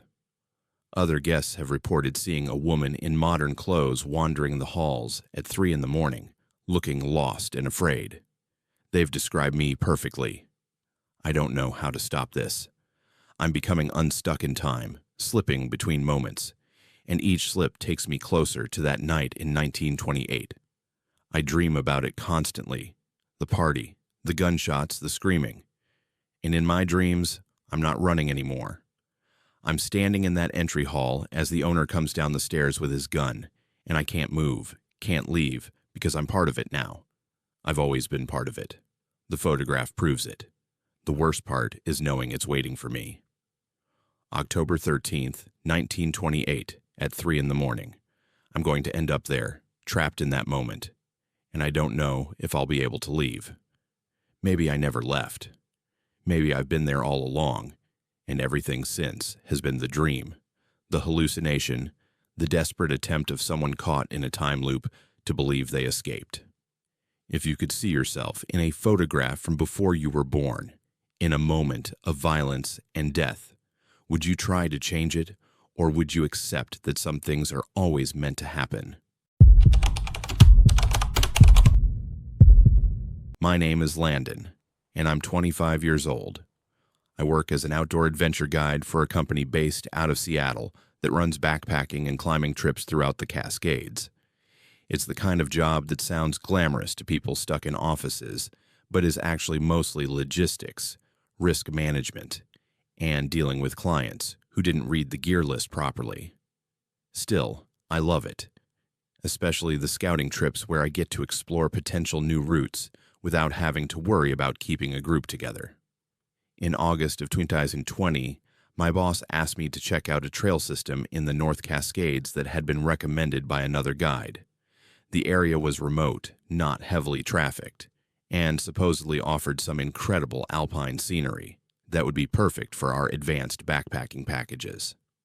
I planned for a 5-day solo trip, figuring that would give me enough time to hike the loop, take photos, assess difficulty levels, and identify good camping spots. The trailhead was about 3 hours from Seattle, accessed by a Forest Service road that turned to gravel for the last 10 miles. I started hiking on a Monday morning in mid-August, weather forecast looking perfect, feeling optimistic about finding a route that would work for next season. The trail started in dense forest, gradually climbing through old growth toward the alpine zone. By the end of day 1, I'd covered about 12 miles and set up camp near a small lake, exactly on schedule. Day 2 was more of the same. Good trail conditions, stunning views, everything going according to plan. I was documenting everything on my GPS unit, marking waypoints for potential campsites and water sources, taking notes about trail difficulty and navigation challenges. By day 3, I felt like I had a solid understanding of the route and was already thinking about how to pitch it to clients. That afternoon, around 3 o'clock, I checked my GPS to see how far I was from the next waypoint I'd marked. According to the device, I'd been hiking in a perfect circle for the past 6 hours. The track showed a loop that came back to almost exactly where I'd started that morning, except I knew for certain I'd been moving in a straight line the entire time. The terrain had been constantly changing. I'd gained elevation, crossed several ridges, descended into valleys. Nothing had repeated. I stopped and tried to make sense of what I was seeing. My GPS was a high-end unit, reliable, something I'd used on dozens of trips without issues. I checked the satellite connection, strong signal, plenty of batteries. The track it was showing me made no sense with what I'd actually experienced. I decided to mark my current location, continue hiking, and see if the problem persisted. Over the next 2 hours, I paid close attention to landmarks, taking photos of distinctive rock formations and trees so I could verify I wasn't somehow walking in circles without realizing it.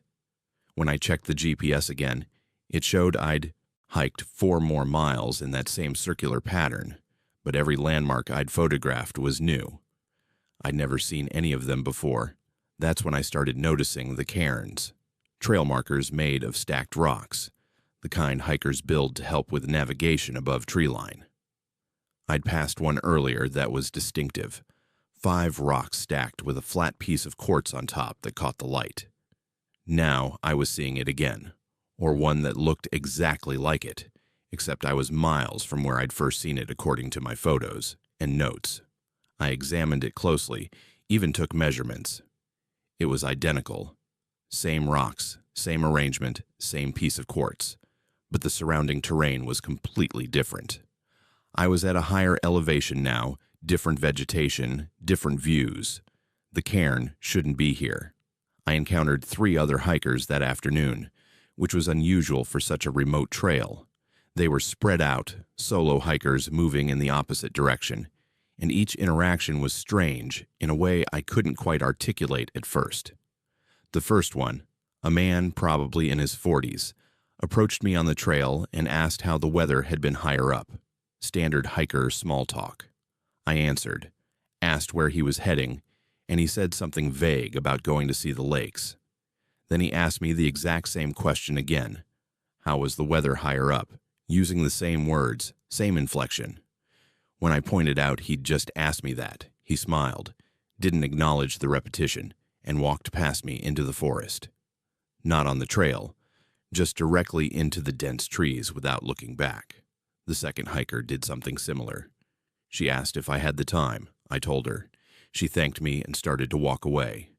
Then she turned back and asked if I had the time again, as if our first exchange hadn't happened.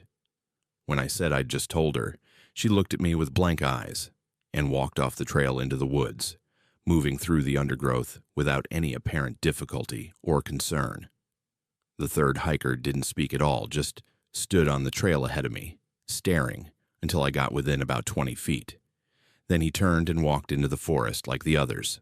My phone battery drained from 80% to dead in less than 10 minutes that evening, even though I'd barely been using it. I had a backup battery pack, fully charged when I'd left the trailhead.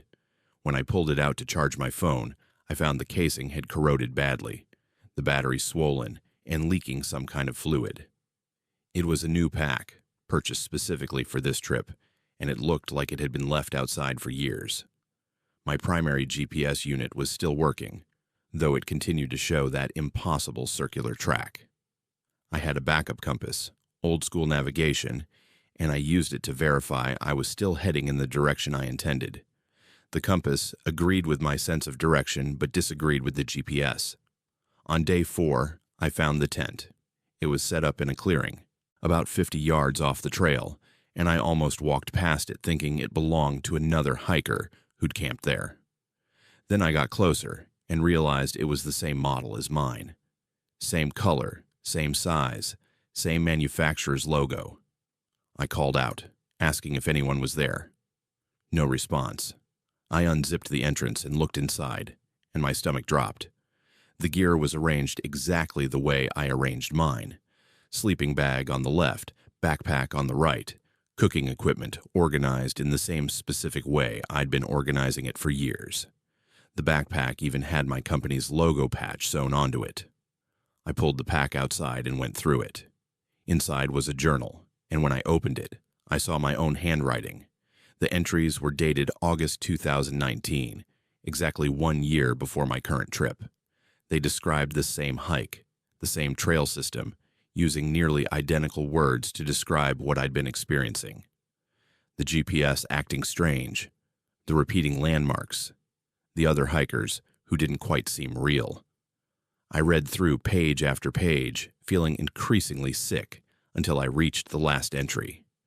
It was dated August 15th, 2019, and it said, Day 7. I've been trying to find the trailhead for 4 days now. Keep hiking out, keep ending up deeper in. The GPS is useless. Saw myself today, or someone who looked exactly like me standing on a ridge about a mile away. He was watching me through binoculars. It's keeping us. We're its collection. I don't think I'm getting out. I dropped the journal, backed away from the tent, and started hiking fast. I didn't care about the route anymore, didn't care about documenting anything. I just needed to get back to civilization to prove to myself that I wasn't stuck in whatever had happened to the person who'd written that journal. Except it was me. I'd written it, or I would write it, or some version of me had written it in a timeline that didn't make sense. I hiked until it was too dark to see, then kept going with my headlamp, desperate to put distance between myself and that campsite. The next morning, I reached what should have been the trailhead. I recognized the terrain, the way the forest opened up, the shape of the parking area. And my truck was there. I could see it from the trail, that specific shade of blue, the roof rack I'd installed myself. I ran toward it, relief flooding through me, and then I got close enough to see the details. The truck was covered in moss and pine needles. The tires were flat, rotted, the rubber cracked and deteriorated. Rust covered the wheel wells and lower panels. I tried the door, unlocked. Inside, the seat was mildewed, the steering wheel degraded. In the cup holder were my keys, and hanging from the rearview mirror was my driver's license. I picked it up with shaking hands. The photo showed me, but older, much older. My face was gaunt, weathered, with a beard that reached down to my chest. The birth date was correct, but the issue date was August 2025. 5 years in the future. I looked in the rearview mirror and saw that my reflection matched the photo. The face staring back at me was the face of a man who'd been living in the wilderness for years. My beard was long and unkempt, my hair tangled, my skin leathered by sun and wind, but I'd only been out here for 4 days. 5 days maximum.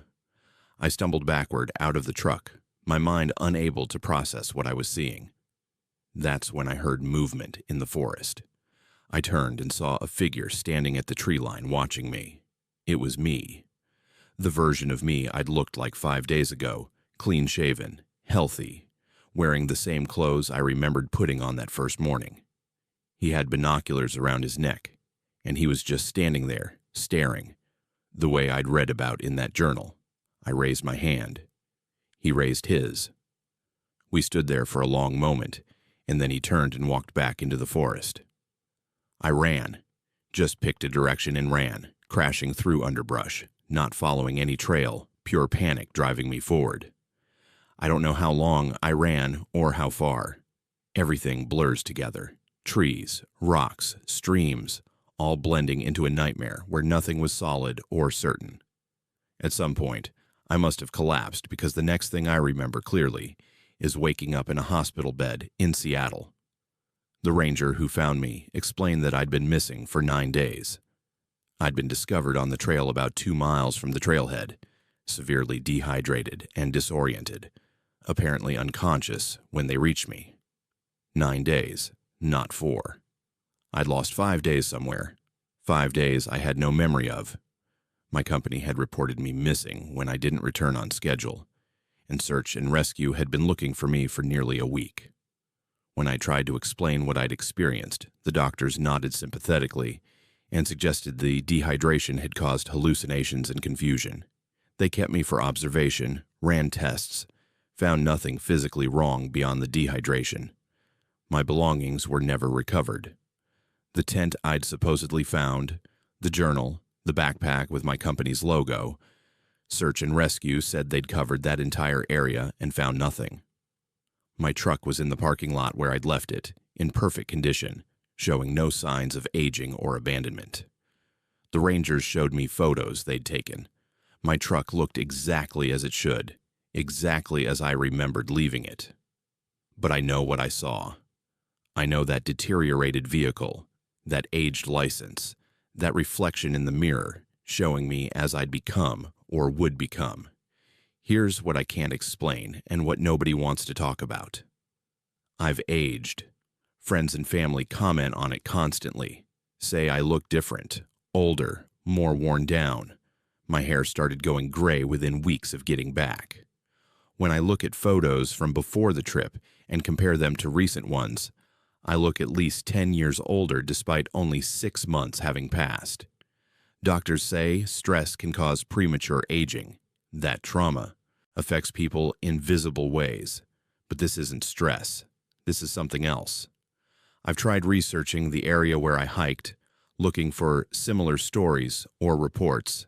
Found nothing in official channels, but buried in hiking forums are occasional mentions of people going missing in that region or coming back changed.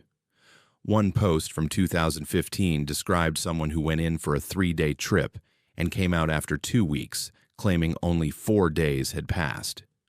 Another from 2018 mentioned a hiker found unconscious who insisted they'd been gone for months when it had only been a week. The posts always get dismissed as hoaxes or people looking for attention. I pulled up satellite imagery of the trail system recently, using those coordinates from my GPS. Found the area where that parking lot should have been, where I saw my truck rotted and abandoned. In the satellite photo from 2020, you can see a vehicle in that location. Blue, same size as mine, same roof rack profile visible from above. I zoomed in as far as the resolution would allow, and while it's not perfectly clear, the vehicle appears to be in poor condition, vegetation growing around it, different from the maintained parking area nearby. I contacted the Forest Service, asked about abandoned vehicles in that area. They said there are no abandoned vehicles there, that the parking area is regularly maintained, and any abandoned vehicle would be towed immediately. I showed them the satellite image. They said it must be a glitch in the imagery, that sometimes objects appear in satellite photos that aren't really there, or are relics from different image captures being stitched together. But when I check newer satellite images from 2021 and 2022, that section is listed as unavailable, marked as corrupted data. The surrounding area is fine, perfectly visible, but that specific location shows up as a gray blank space. I haven't been back to the mountains. Can't bring myself to do it. I quit my job, moved to the city, took work that keeps me indoors and around people. But sometimes I'll be walking down the street and I'll see him. The me I was, or the me I'll become watching from a distance. Just for a moment, then gone when I look directly. And I'm terrified of what it means. Whether I'm still there somehow. Whether I ever really left. Whether the hospital and the city and this life are the hallucination and the real me is still wandering those trails, aging slowly, becoming that figure in the rotted truck with the beard and the weathered face. My hands shake when I think about it too much.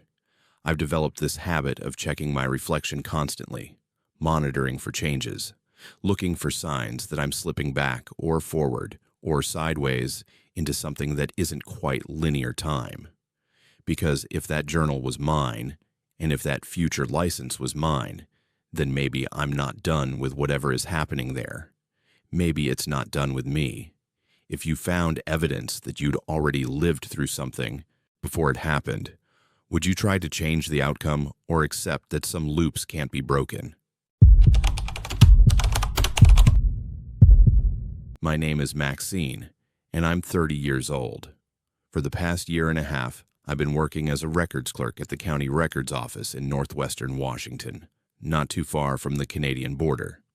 It's a temporary position, something to pay bills while I apply to graduate schools for library science. The job is exactly as boring as it sounds.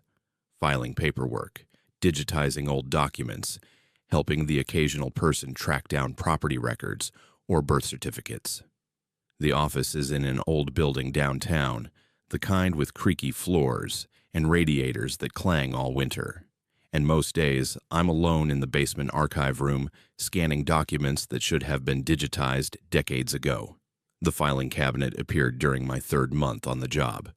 I was reorganizing a storage area that hadn't been touched in years, moving boxes to create better aisle access, when I found it pushed into a corner behind some shelving units. It was old, probably from the 50s based on the style dark green metal with 4 drawers. What struck me as odd was that it wasn't on any of the floor plans or inventory lists I'd been using to catalog the archive. I asked my supervisor about it, and she looked at me like I was confused. Said there was no cabinet in that corner, that I must be thinking of one of the others. But I was standing right next to it, and it was definitely there. I decided to open it anyway, figuring maybe it had been overlooked during previous inventories and I could get credit for being thorough. The drawers weren't locked. Inside were files, hundreds of them, all neatly organized with tab labels. I pulled out the first folder and opened it. The document inside was a property deed for a building downtown, dated 1891. That seemed fine. Old records were common in this job. But then I noticed something strange. The document referenced an event that hadn't happened yet, a fire that would destroy the building in 1897. Not might destroy, or in the event of destruction. It stated definitively that the building would burn down on June 3rd, 1897, at approximately 2 in the morning. I Googled the address, found a Historical Society article about a major downtown fire in 1897 that had destroyed several buildings. One of them was the address from the deed, and according to the article, it had burned on June 3rd at around 2 in the morning.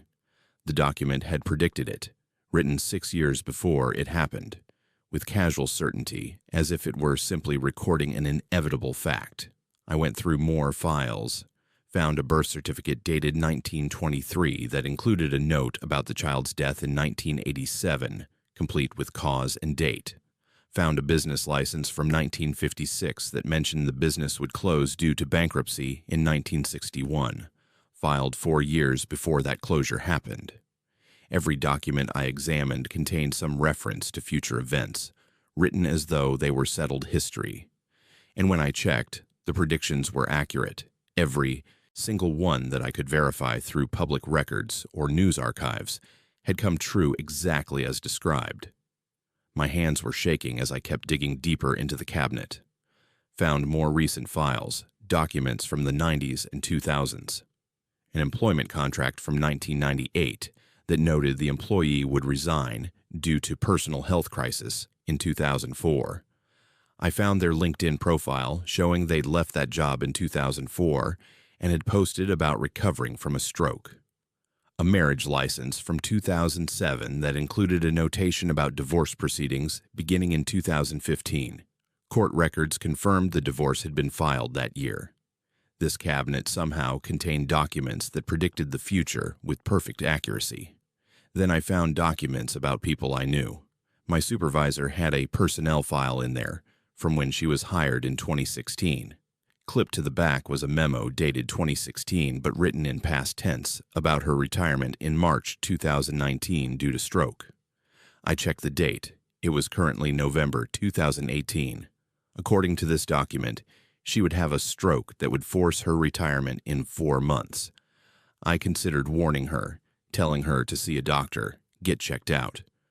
But how would I explain where I'd gotten the information? And what if knowing changed things somehow? I kept searching, morbidly compelled now, looking for any mention of myself. Found it in a folder near the back of the 3rd drawer. A termination notice for my position dated February 2019, stating that I would be transferring to California and my position would be eliminated. I hadn't applied to any graduate schools in California, had no plans to move there, no reason to leave. Below that was another document that made my blood run cold, my death certificate, dated May 15th, 2019. Cause of death, single vehicle collision, Route 542. Time of death estimated at 11:47 in the evening. The signature at the bottom was from the county coroner, dated 6 months in the future. I took photos of everything with my phone, though part of me wondered if documenting this was making it somehow more real, more inevitable. I tried to think rationally about what I was seeing. This had to be an elaborate hoax, someone's twisted idea of a joke. But the historical documents were real. I'd verified them. And the specificity of the predictions, the accuracy of past events that were now history, suggested something more than just lucky guessing. Over the next few weeks, the predictions started coming true. In December, the local mill that employed about 200 people announced it was closing in January, citing economic conditions. There'd been a document in the cabinet mentioning that closure, filed years ago, stating it would happen in early 2019. My supervisor mentioned she'd been having headaches, went to the doctor for a checkup. In early March, she had a stroke. Not severe, but serious enough that she took medical retirement exactly as the document had predicted. The position was eliminated due to budget cuts, and I was offered a transfer to California. I never applied for that transfer, never expressed interest in California. But the offer came through anyway. A position at a county office in Sacramento. Better pay, better benefits. My supervisor encouraged me to take it, said it was a great opportunity. I told her no, that I was happy where I was, that I had no interest in leaving. 2 weeks later, I got accepted to a graduate program I didn't remember applying to. It was in California. When I checked my email, I found the confirmation that I'd submitted an application back in September, but I had no memory of doing so. The program was exactly the kind I'd been looking for, full funding, perfect for my career goals. I felt like I was being pushed onto a track I hadn't chosen, like my life was following a script written by someone else. I checked the cabinet again. The documents were still there, still predicting my death on May 15th. I became obsessed with that date, with Route 542, with avoiding the circumstances that would lead to that collision. I researched the road, memorized every curve and dangerous intersection. I decided I simply wouldn't drive that night, wouldn't go anywhere near that route. I'd stay home, stay safe, prove that the documents were wrong. But the documents started changing. I'd check them every few days, and new pages would appear, amendments and addendums. When I decided not to drive on May 15th, a new document appeared predicting a different death. May 22nd, different location, different circumstances. When I made plans to avoid that scenario, another document would appear with yet another date and method. It was like whatever force created these documents was adapting to my attempts to escape, constantly updating the predictions to account for my changing behavior. I stopped driving entirely for a while. The documents predicted I'd die in a pedestrian accident. I stayed home for 3 days straight. The documents predicted a home invasion. Every action I took to avoid my predicted death resulted in a new prediction, a new date, a new method. The only constant was that all of them occurred in 2019, and all of them happened before June. It was like I had an expiration date, and no matter what I did, the universe was determined to make sure I reached it. In April, I received a frantic call from my sister. "Family emergency," she said. "Our mother was in the hospital, serious condition. I needed to come immediately." She was 3 hours away, and the fastest route included a stretch of Route 542. I told her I'd take the long way, avoid that road entirely. She said there wasn't time, that I needed to hurry, that Mom might not make it. The desperation in her voice was real, the fear palpable. I had to choose, avoid the road that featured in my predicted death, or get to my mother as fast as possible. I chose to take the longer route, the safer one, added an extra hour to the drive but avoided Route 542 completely. When I arrived at the hospital, my mother was fine, recovering from what turned out to be a false alarm, a misdiagnosis that the doctors had corrected within an hour of admitting her. My sister looked confused when I asked what emergency had required such urgency. She said she'd called to let me know Mom was okay, that there was no emergency. But I'd heard the panic in her voice, had listened to her beg me to hurry. When I played back the voicemail she'd left, it was calm, informative, no hint of crisis. I'd been manipulated. Something had wanted me on that road that night, had created an emergency that didn't exist to force me into the situation I'd been trying to avoid. I went home shaking, convinced more than ever that I was being pushed toward my predicted death by forces I didn't understand. The transfer to California was approved despite my repeated refusals. My landlord informed me he was selling the building and I'd need to move out by May. The graduate program kept calling, offering additional incentives, making it harder to refuse. Every aspect of my life was being rearranged, pushing me toward California, toward that February transfer date. And once I was there, what? Would the death predictions stop, or would they follow me? I went back to the cabinet one final time, found a new document in my file. The transfer request to California, officially approved, dated February 2019. Behind it was something I hadn't seen before, a personnel file from California, from the position I hadn't accepted yet, dated June 2019. It documented my work there, my performance reviews, my integration into the new office. It was written in past tense even though it described events that hadn't happened yet. The file went on for pages, describing years of work, promotions, eventually my retirement decades in the future. The death certificate from May 2019 was gone, replaced with one dated much later, natural causes, old age. I had been given a choice I didn't understand. Stay and die according to the original prediction or accept the path being offered and live. The documents weren't just predictions, I realized. They were instructions. Plans that could be altered if I followed the right steps, made the right choices. I accepted the transfer, moved to California in February, started the graduate program, took the job at the records office there. My supervisor from Washington died of complications from her stroke 6 months later. Exactly as predicted, even though she'd seemed to be recovering. The mill closure led to the town's population declining by 15%, just as documented. Everything the cabinet predicted came true for people who didn't or couldn't deviate from their projected paths. But here's what terrifies me. I'm living according to a script now. Every major decision I make, I wonder if I'm choosing it, or if it's choosing me. I have free will. Technically, I can do whatever I want. But somewhere, maybe in another basement archive, there might be documents that already know what I'll choose. That already describe my future actions in past tense, like they're recording history that hasn't happened yet. I've tried to find that cabinet again, gone back to Washington specifically to check. The building where I used to work says there was never a filing cabinet in that corner. No records matching what I described. My old supervisor is dead, so I can't ask her. I have the photos on my phone, but when I look at them, some are corrupted, others are just blank. The only proof I have is that I'm alive, living a life that was planned for me by documents that shouldn't exist.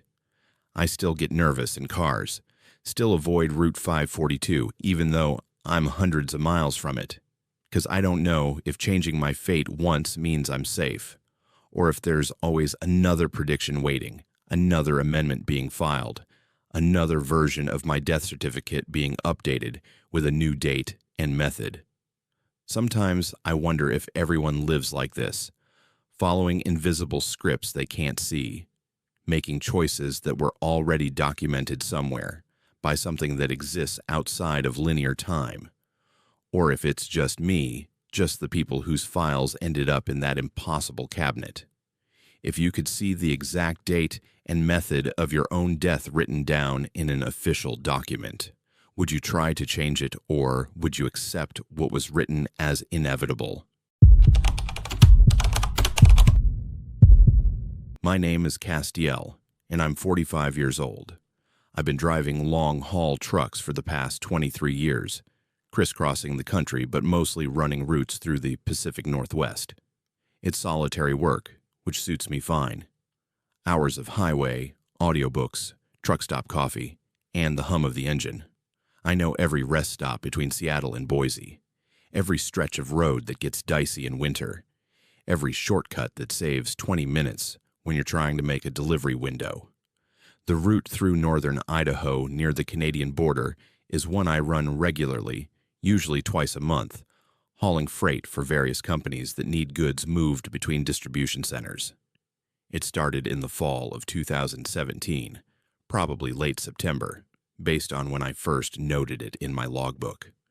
I was driving through rural Idaho around 2 in the morning, that dead zone between midnight and dawn when most of the world is asleep, and it's just you and the occasional other trucker on the road. I'd been listening to a podcast, but my phone's battery died, and I hadn't brought my charger cable into the cab for my sleeper berth. Rather than pull over and dig it out, I switched to the radio, scanning through AM stations looking for something to keep me company. That's when I found it. No call letters, just a frequency. 15:20 a.m. The signal came in strong and clear, which was unusual for AM radio in that area where you're lucky to get anything but static between towns. What was even more unusual was what I was hearing. A man's voice, calm and professional, describing what sounded like a crime in progress. Not reporting on it. Not discussing it in past tense. Describing it as it happened. Like a play-by-play announcer calling a sports game. The voice was saying something about a house on rural Route 7, about 3 miles north of a town I'd never heard of, describing a burglary in detail. He mentioned the time, 1:43 in the morning, and described the suspect's clothing, vehicle, method of entry. Gave the house number, described the layout, noted that the residents were asleep upstairs and unaware. It was surreal, this measured narration of a crime happening in real time. I kept listening, expecting it to transition into a news report or true crime podcast, but it just continued in that same steady tone describing every action the burglar took. I grabbed my logbook and wrote down the details, the address, the town name, the time, everything the voice mentioned. When the broadcast ended about 10 minutes later, transitioning to static, I tried to find the station again. Nothing. Just white noise across that entire section of the AM band. I made a note to report what I'd heard when I reached my destination. Figured maybe it was some kind of emergency broadcast I didn't understand, or a dispatch frequency that had bled over onto AM somehow. When I got to my delivery point 6 hours later, I called the police department for the town the broadcast had mentioned, gave them the address, told them I'd heard something concerning on the radio. The dispatcher sounded confused but said she'd have someone check it out. She called me back an hour later. There had been a burglary at that exact address. They'd found evidence of forced entry, items stolen, everything matching what the radio broadcast had described. But here's the thing. The burglary had occurred between midnight and 1 in the morning, based on the homeowner's statement and forensic evidence. 2 to 3 hours before the broadcast I'd heard. The radio was describing something that had already happened, but narrating it in present tense like it was currently unfolding. I wrote it off as strange, but didn't think too much about it until the next time I ran that route, about 2 weeks later. Same stretch of highway, same general time frame, early morning, dark, mostly empty road. I was actively looking for the station this time, scanning through AM frequencies as I drove through that 50-mile radius. Found it again at 15:20. Different crime, same calm male voice. This time describing an assault in a parking lot behind a bar, giving specific details about the location, the people involved, what they were wearing, how the altercation was escalating. He narrated it for maybe 15 minutes, describing injuries being inflicted, describing someone running away, describing the victim left on the ground. Then static. I pulled over at the next rest stop and called it in immediately, giving the police every detail I could remember. They sent officers to the location, found the victim exactly as described, beaten badly enough to require hospitalization. But again, the timeline was wrong. The assault had happened 3 hours before the broadcast. Security camera footage confirmed the timing. The person I heard on the radio was describing a past event, as if it were happening in the moment. I started documenting everything. Every time I drove through that area, I'd scan for the station, and more often than not, I'd find it. Always the same frequency, always between the hours of midnight and 4 in the morning, always within about a 50-mile radius of the same general location. The broadcasts were never the same crime. Sometimes burglaries, sometimes assaults, occasionally vehicle accidents or fires. But they all followed the same pattern: professional narration, present tense, incredible detail, describing events that had already happened hours earlier, as if they were currently unfolding. After the third time I reported a broadcast and police confirmed the corresponding crime, I got a call from a detective asking to meet with me. We sat in a truck stop off the interstate, and he asked me detailed questions about what I'd been hearing, wanted to know if I recognized the voice, if there were any identifying characteristics, if I'd noticed any patterns. I told him everything I knew, showed him my notes. He looked troubled, said I wasn't the first person to report hearing these broadcasts, that they'd been getting calls about the station for months from truckers and late-night drivers. The detective told me they'd tried to trace the signal, brought in FCC investigators, tried to triangulate the source. Nothing. The signal appeared to be coming from everywhere and nowhere, impossibly strong for its frequency, with no identifiable transmission point. The FCC had no record of any licensed station at that frequency in the region. The technology to broadcast what I was hearing shouldn't exist.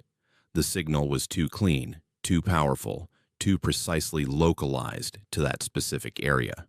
And nobody could explain how the broadcaster had access to detailed information about crimes before police even responded to them.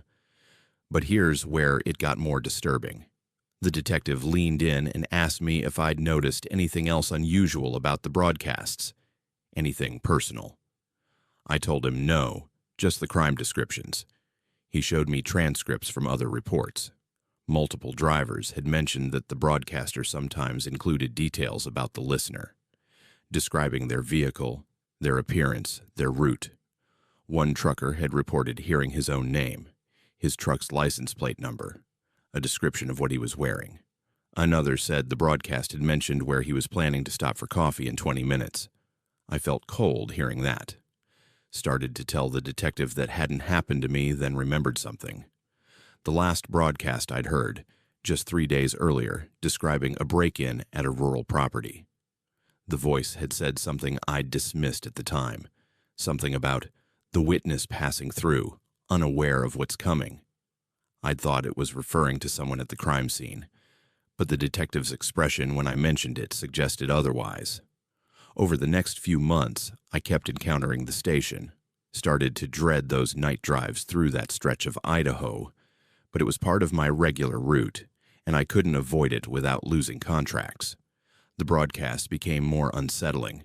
The voice started including my truck number, my company name, little details that proved it knew I was listening.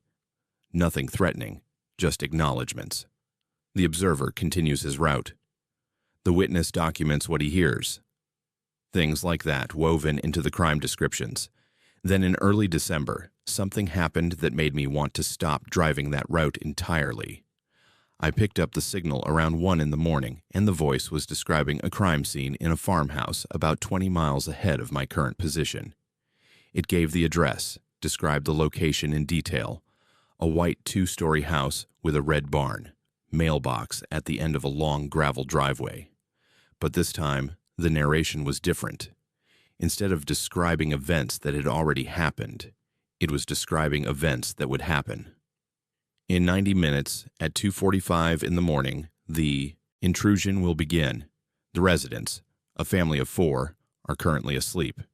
The vehicle approaches from the east.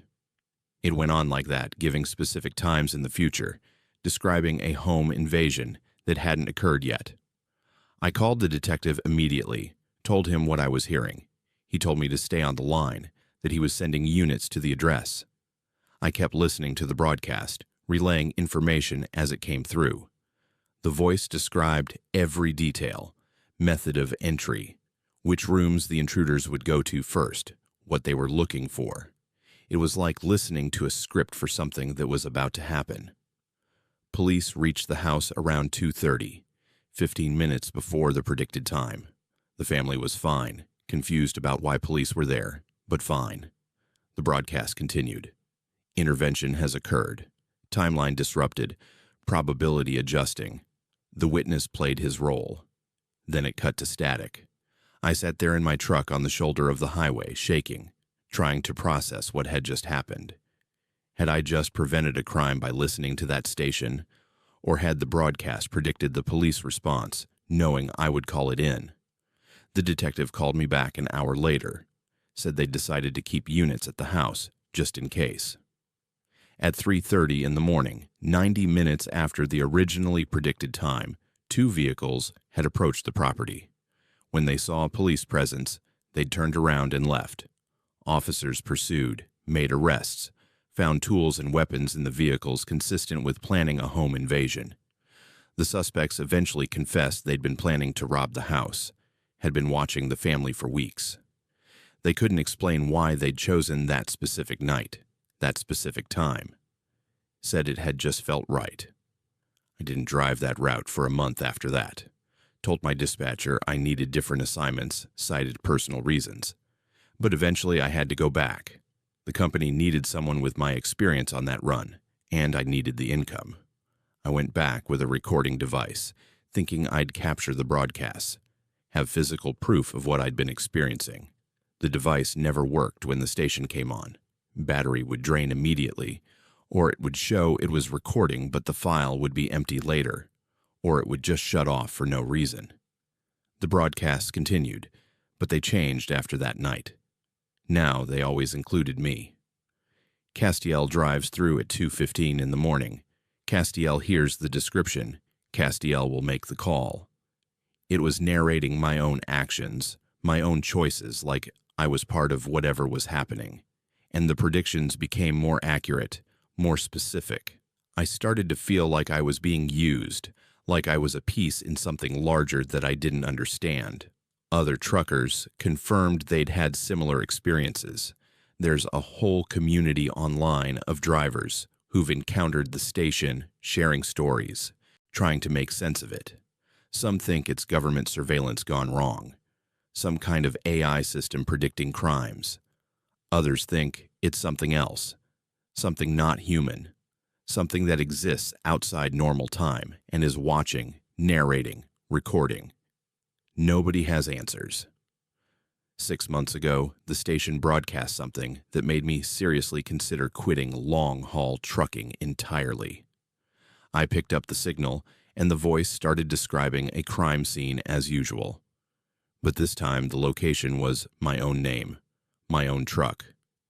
It described events occurring now, described me driving, described what I was wearing, what I'd eaten at my last stop. Then it started describing what would happen next, an accident, specific details about timing and location and outcome. It felt like listening to my own death being narrated in advance. I pulled over immediately, refused to drive, sat in a rest area for 3 hours until daylight, then took a completely different route to my destination. Later, I checked traffic reports for the route I was supposed to take, the timing the broadcast had predicted. There had been a major accident involving a semi-truck at exactly the predicted location and time. The driver survived but was seriously injured. His rig matched the description I'd heard. His route matched what was predicted. If I'd kept driving, if I'd been where I was supposed to be, that would have been me. I still drive through Idaho sometimes, still hear the station occasionally. I don't report what I hear anymore. The detective retired said the whole thing was beyond his ability to investigate, beyond anyone's ability to explain. I just listen, document, and try not to think too hard about the implications, about whether the broadcasts cause events or predict them, about whether my choices are actually mine or if they're part of a script that something else is narrating. The most recent broadcast I heard was 2 weeks ago.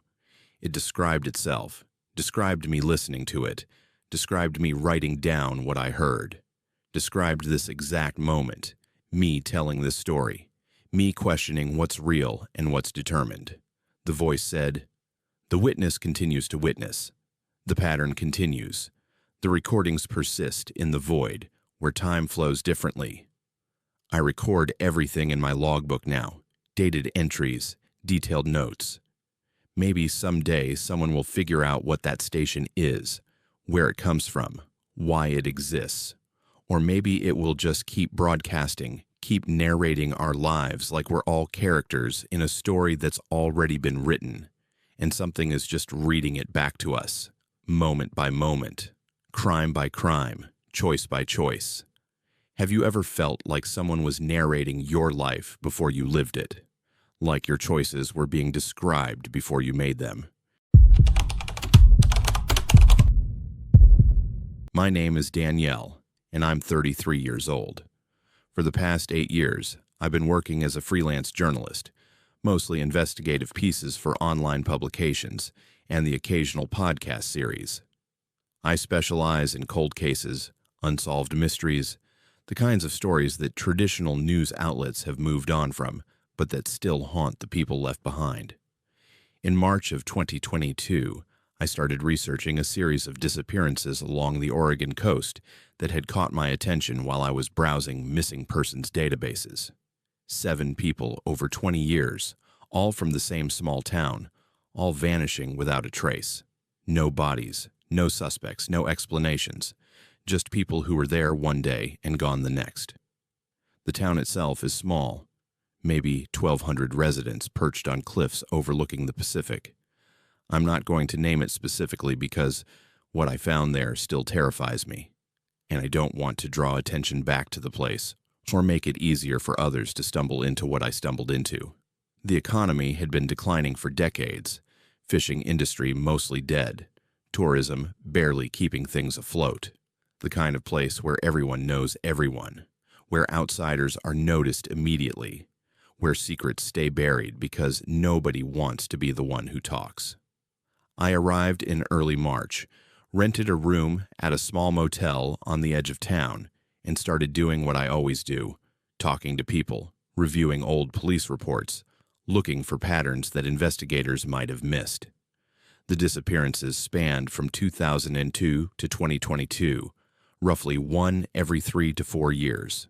The victims had nothing obvious in common, different ages, different backgrounds, different reasons for being in town. But when I dug deeper, I found one thread connecting all 7 cases. Each person had moved to town within the previous year. They were all relative newcomers, people who hadn't yet become part of the community's fabric. The local sheriff was polite but unhelpful when I introduced myself and explained my project. He said the cases had been thoroughly investigated, that there was no evidence of foul play, that people sometimes just leave small towns without telling anyone. His tone suggested I was wasting my time, but his eyes suggested something else. He looked tired, worn down, like someone carrying weight he couldn't share. When I pressed for details, asked to review case files, he said most of the records were archived and would take time to access. Then he suggested, in a way that wasn't quite a suggestion, that maybe I should consider doing my research somewhere else. I spent the next few days interviewing families of the missing, or trying to. Most people wouldn't talk to me. They'd close doors in my face, tell me they had nothing to say, or claim they didn't remember despite these being relatively recent disappearances. The few who did talk were careful, measured, giving me surface-level information that matched what was already in public records. Nobody wanted to speculate, nobody had theories.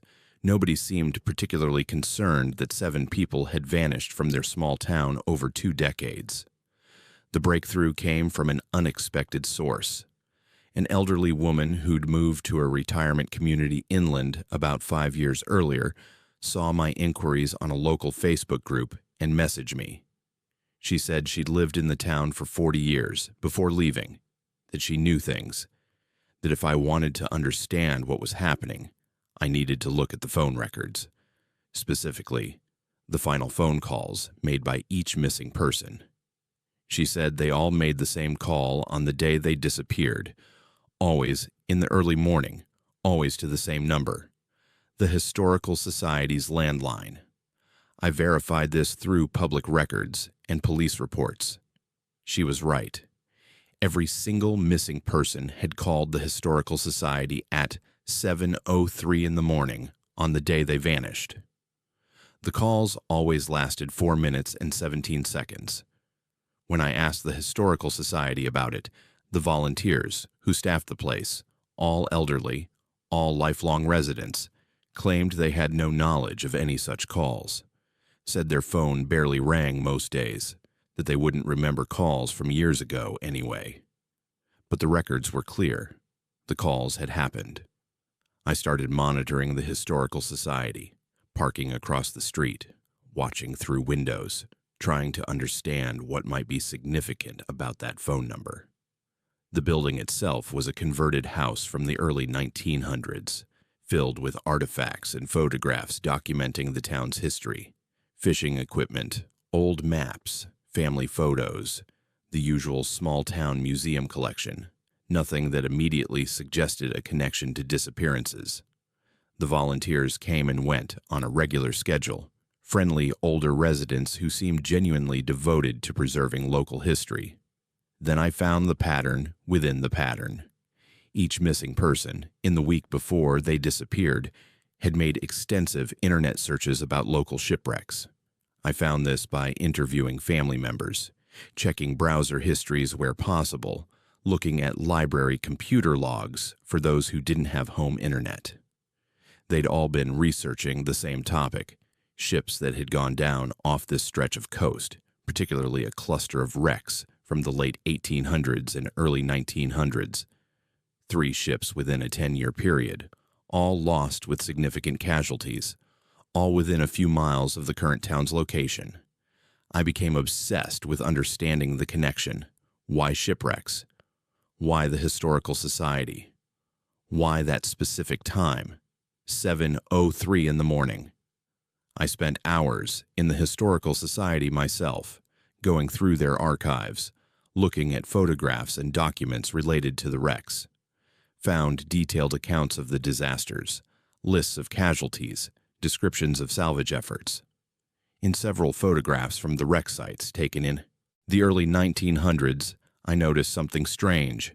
A blurry figure in the background, inconsistent with the period. Modern clothing, wrong proportions for the photographic equipment of that era. Like someone from the future had been captured in images from the past. I made the mistake of researching those same shipwrecks extensively online. Spent days reading historical accounts, looking at maritime records, trying to understand what about these disasters might be connected to the disappearances. I didn't realize until later that I was following the exact pattern of the missing persons. Newcomer to town, intense research into local shipwrecks, becoming increasingly focused on understanding something that had happened over a century ago. The gaps in time started around the second week of my stay. I'd be working on my laptop in the motel room, and suddenly I'd realize hours had passed with no memory of what I'd been doing. I'd find the Historical Society website open on my browser, shipwreck pages bookmarked, notes in my handwriting that I didn't remember writing.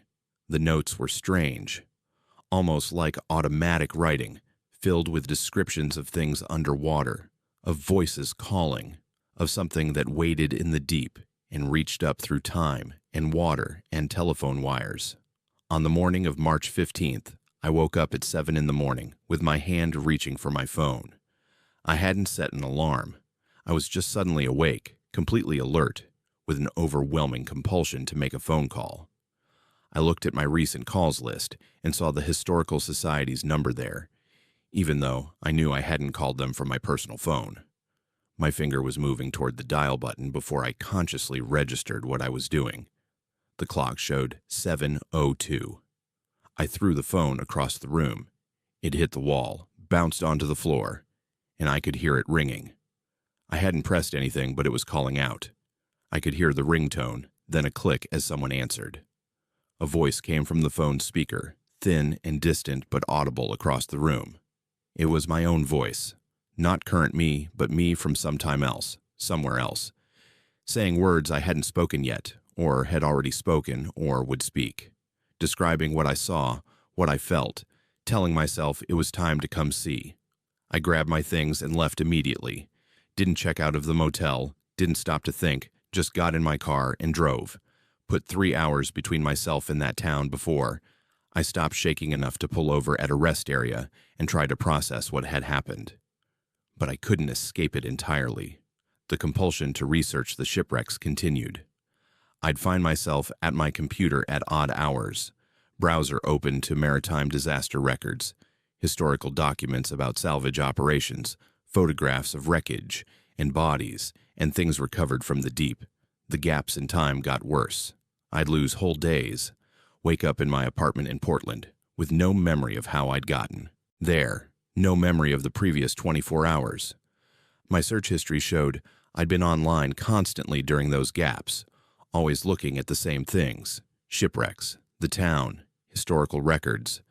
I'd make appointments with therapists, tell them I was experiencing dissociative episodes, that I needed help. But I'd miss the appointments, find myself instead at the coast, parked at overlooks, staring at the ocean.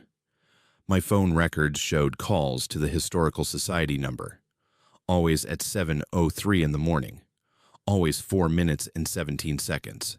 I have no memory of making any of them. When I'd tried to listen to what I'd said, the voicemail recordings were just silence. 4 minutes and 17 seconds of nothing, or maybe something too quiet or too strange for the recording to capture properly. 8 months after leaving that town, I stopped posting on social media. My family says I became difficult to reach, that I'd cancel plans, that I seemed distant and preoccupied. My editor says I missed deadlines, stopped responding to emails, let projects fall apart. I don't remember most of that period clearly. It's fragmentary, pieces of memory separated by long stretches of nothing. I remember driving to the coast repeatedly, remember standing on beaches at dawn, feeling like something was calling from beneath the waves. Remember my phone ringing at 7:03 in the morning, over and over, even after I'd changed my number. The last clear memory I have is from November of 2022.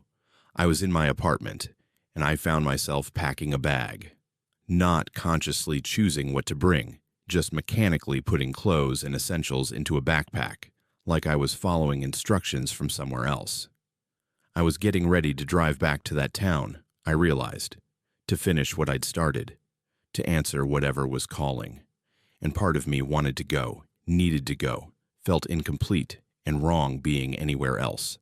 I called my sister instead, told her everything: the disappearances, the phone calls, the gaps in time, the compulsion to return. She drove down from Seattle immediately, stayed with me for weeks, helped me get into intensive therapy, helped me understand I was experiencing something that went beyond normal investigative obsession. The diagnosis was complicated: dissociative disorder, possible early psychosis, trauma response. Medication helped to a degree. The gaps became less frequent. The compulsions eased, but they never fully stopped. I still wake up sometimes at 7:03 in the morning with my hand reaching for my phone, still find my browser open to pages about shipwrecks and maritime disasters, still get calls from numbers that shouldn't work, numbers that were disconnected decades ago, numbers that ring through to silence that sounds like ocean depth and something moving in the dark. The podcast series I was working on was never completed. My research notes exist, scattered across hard drives and notebooks, but I can't bring myself to look at them. The patterns are there, documented in my own handwriting, connections between the disappearances, the phone calls, the shipwrecks, something about the town's location over deep trenches where ships went down carrying something they shouldn't have carried, where salvage operations went wrong, where people drowned by the dozens and their bodies were never recovered. Other journalists have tried to pick up the story.